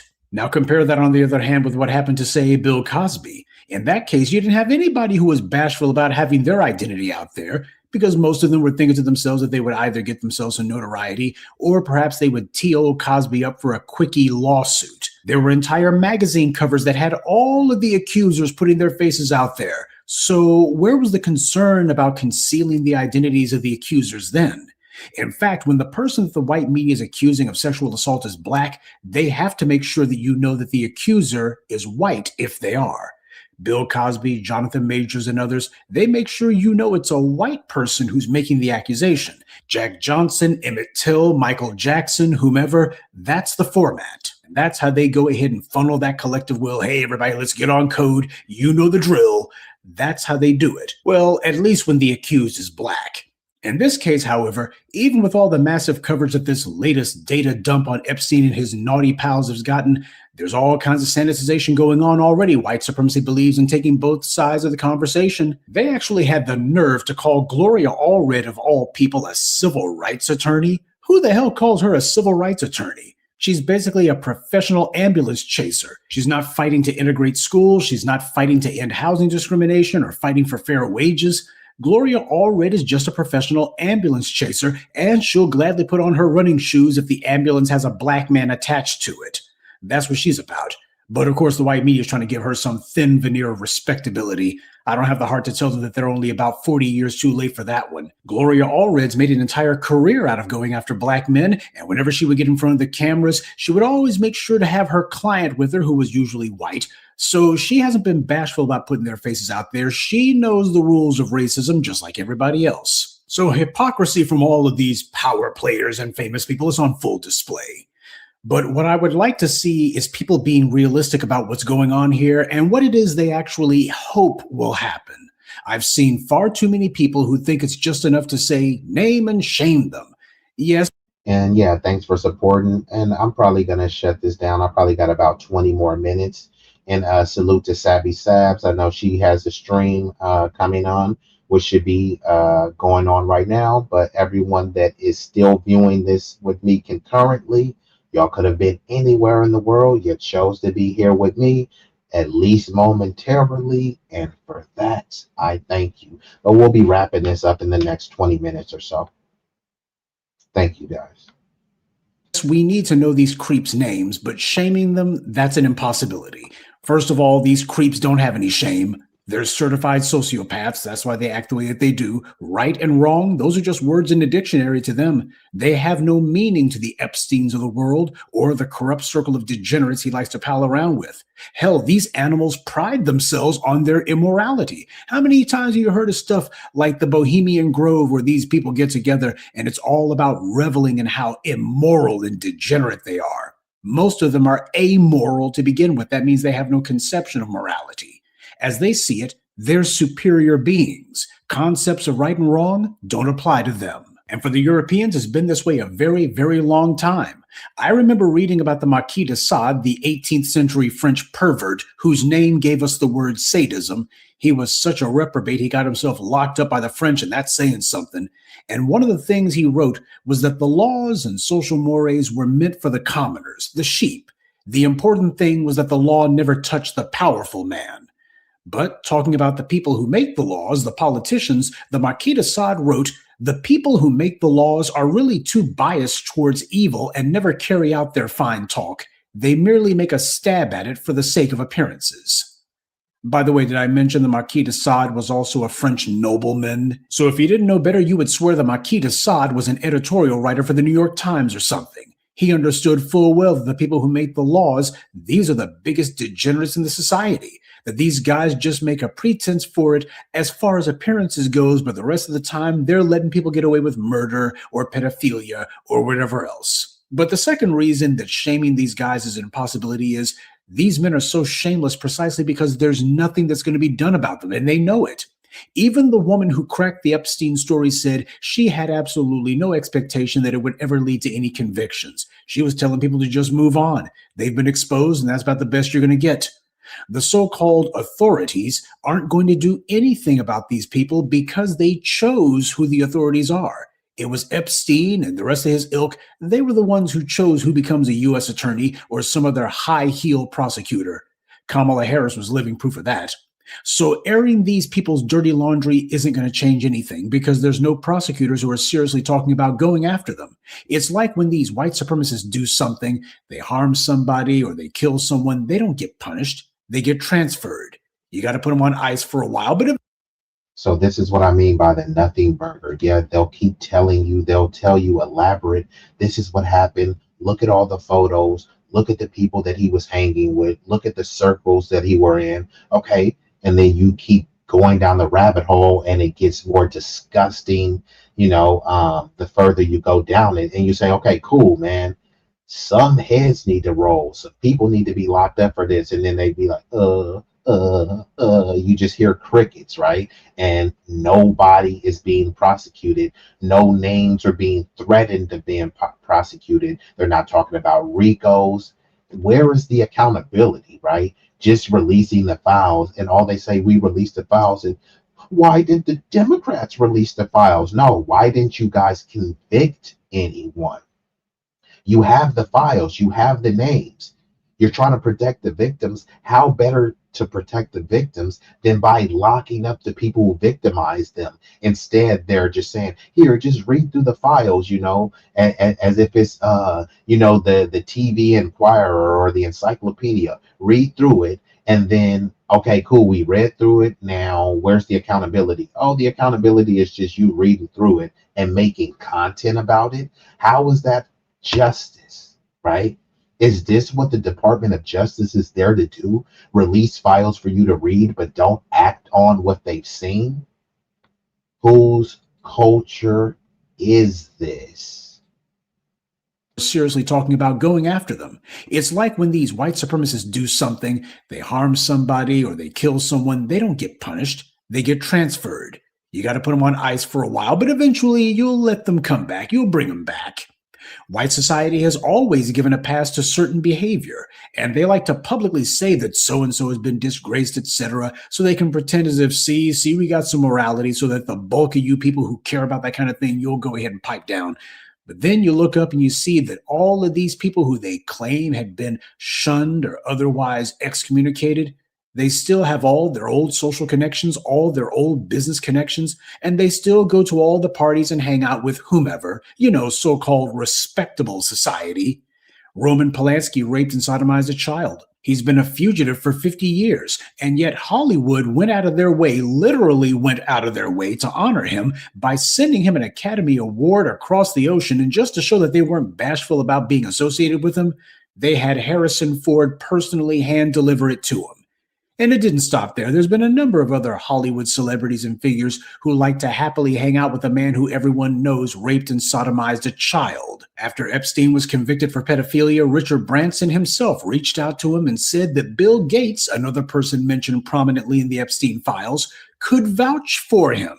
Quote, I think if Bill Gates was willing to say that you've been a brilliant advisor to him, that you slipped up many times ago by sleeping with a 17-and-a-half-year-old woman and were punished for it, that you've more than learnt your lesson and have done nothing that's against the law since.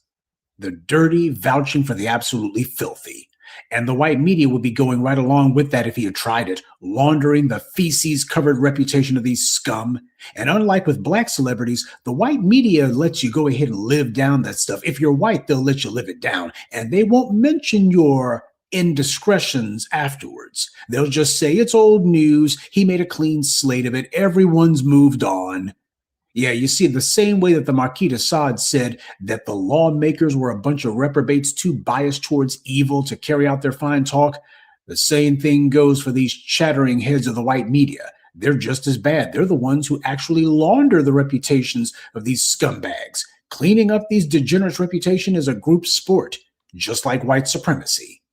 And correct. Yeah. So if you're a harmless, innocent brother and you on the block and there's a bunch of gang members around, they'll say guilty by association. You can't say, no, I'm not a gang member. I'm just hanging around with them because they cool. They've always been good to me. No, they say you are who you hang with. So that means that you're a gang member. And no, there's no explaining that people will find as a rational reason to justify why you're hanging out with these known gang members. Well, Trump and many of these elites were yucking it up, schmoozing with a known pedo. They known what type of proclivities that he has in terms of his sexual degeneracy and depravity and debauchery, yet they still cozied up to him. No, we're not a pedo. We're just hanging out with a known convicted pedo. But don't call us one. But if you're around a known convicted gang member, then suddenly you're a gang member. How is the logic any different? If there's a group of Nazis and you're over there with Nazi insignia, no, I'm not a Nazi. I just like swastikas. And technically, swastika was a symbol of peace. People are going to think that you're a Nazi, but somehow Trump and all these other people, hanging around in pedo circles, but you're not supposed to presume that they have these same proclivities. Okay. Finally, I got to bring up Kamau Dumbbell. He was so hot and bothered to make a documentary about Bill Cosby and to pretend as if every unsubstantiated rumor about him was somehow gospel truth. Viacom, now Paramount Skydance, gave him millions to make that hit piece, because the white executives who were getting dragged by Me Too desperately wanted to change the subject. So they got their full dumbbell to do their dirty work for them. And his lie that he used was to claim, well, this is about powerful men abusing their power. Bill Cosby was not and has never been a powerful man. He was just a celebrity, a plain vanilla celebrity. He couldn't make or break anyone's career. Nobody came to kiss his ring. He wasn't some power broker. He wasn't a shot caller or an influence peddler. It's asinine to call a comedian a powerful man. On the other hand, here you have the actual powerful men, the most powerful men on the planet. And predictably, Kamau Dumbbell hasn't said a word. He's not trying to get some white media types to give him money to go after them. And these accusations actually have been confirmed.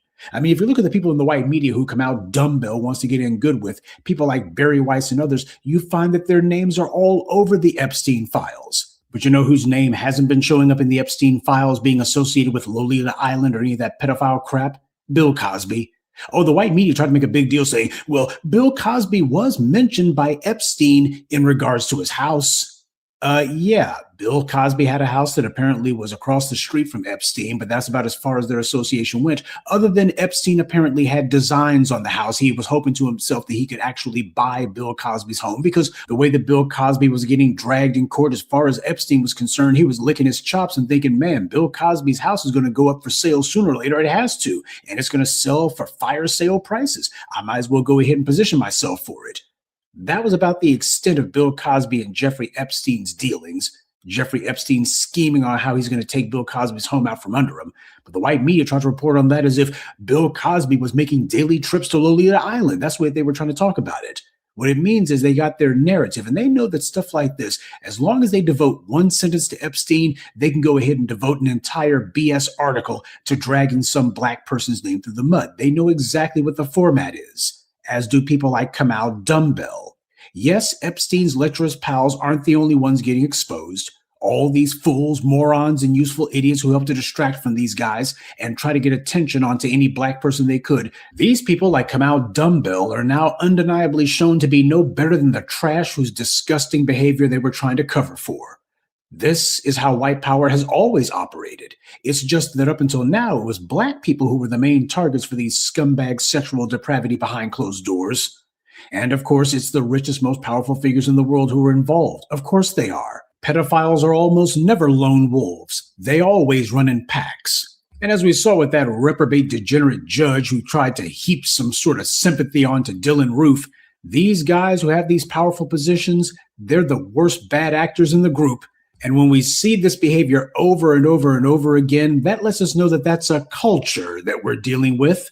But of course, that's a discussion the dominant society has never been ready to have. But yes, the rich and powerful, they've been doing exactly the kind of garbage that everybody thought that they were. And the richer they are, the dirtier they are. It just goes to show, though, that the old saying is true. Behind every great fortune lies an even greater crime. Or rather, crimes. Good day, and be one. So salute to the legendary Professor Black Truth. All right, so he delivered some messages. I didn't need to chime in too much, because when the professor is speaking truth, you don't need that many interjections. Now, I do plan on doing a double header, so I might hit y'all with another banger. It may not be as long as this one, but it definitely will be fruitful, right? So I do want to give a humongous shout out to everyone that has been in here for the long haul, viewing this concurrently, and the people that will be watching this live. If you hit the like button, you gave your boy a share. It does not cost you a fee. The likes are free. So if you are subscribed, hit that notification bell so you can be abreast with all of the impromptu streams. And I believe later on tonight, I will drop the link. So if anybody wants to join in, I would love to hear from y'all. And this has been a good one. I'm going to run through a couple quick visuals, and then it will be time to shut her down.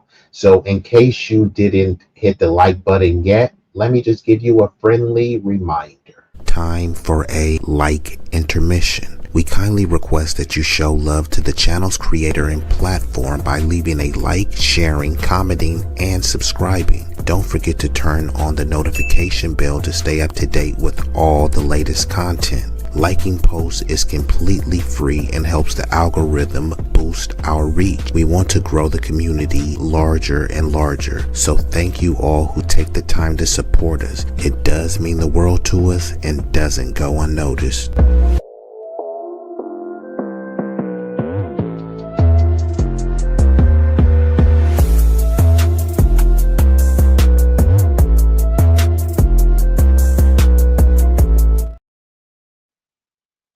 Okay, and for those who do want to support, you can support freely by liking the platform, by sharing it out, by leaving comments, or if you want to leave a financial contribution. Don't you think it's about time you gave me my money? I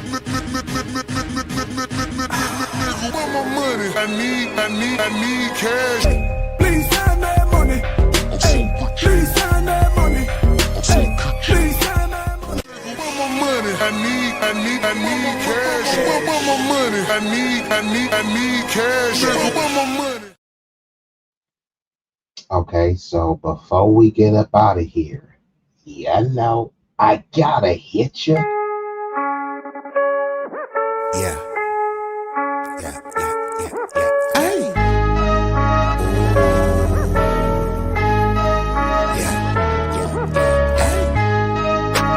B-Eazy Dat Dude,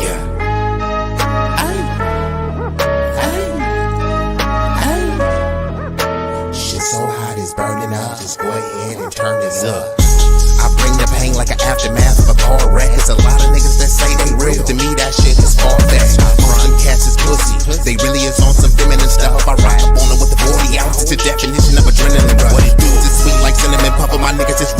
Willow Pass. Grew up out on Merrimack, but I used to hang on Willow Pass. These homes that I roll with, outcasts and misfits. For the zip lips when you get hit, when the fifth spit, flat line in your pit. Trap habits is black magic, no voodoo. Get the bands like Buku, for the cocaine they go cuckoo. Most these niggas is foo-foo, so I'm shitting on them like doo-doo. I can't fuck with y'all like tofu, I'm just saying, man, like Goku. Bad bitches at the house with me watching Netflix on Roku. Fuck them both at the same time, and I swear to God it was so cool. Street legend, real boss, I call shots cause I'm still saucy. I know some G's to the bike crack on shite racket and fly back out the mill. When they hear me flow, they say I be burning up, burning up. Cookies to the drawer is what we burning up, burning up. What you ain't know, oh, we burning up, burning up. This shit so hot, it's burning up. Just go ahead and turn this up. When you hear me flow, say I be burning up, burning up. Cookies to the drawer is what we burning up, burning up. What you ain't know, oh, we burning up, burning up. This shit so hot, it's burning up. Just go ahead and turn this up.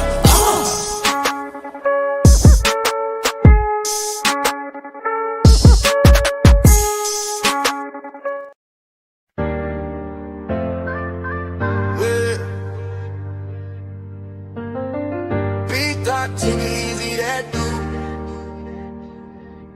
B-Eazy that dude. Yeah, they know the name. Stacking up the paper, but having money ain't a thing. Standing on business, burning hotter than a flame. From the block to the ballroom, you gotta stand the rain. B-Eazy that dude. Yeah, they know the name. Stacking up the paper, but having money ain't a thing. Standing on business, burning hotter than a flame. From the block to the ballroom, you gotta stand the rain. B-Eazy that dude, yeah, they know the name. B-Eazy that dude.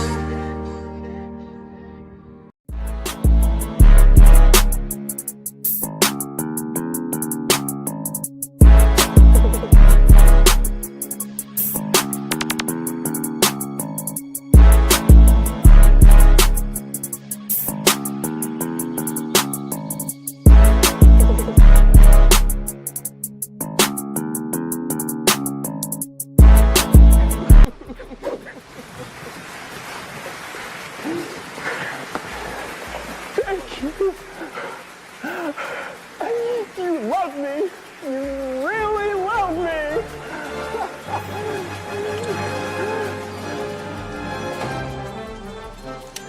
You're not going anywhere.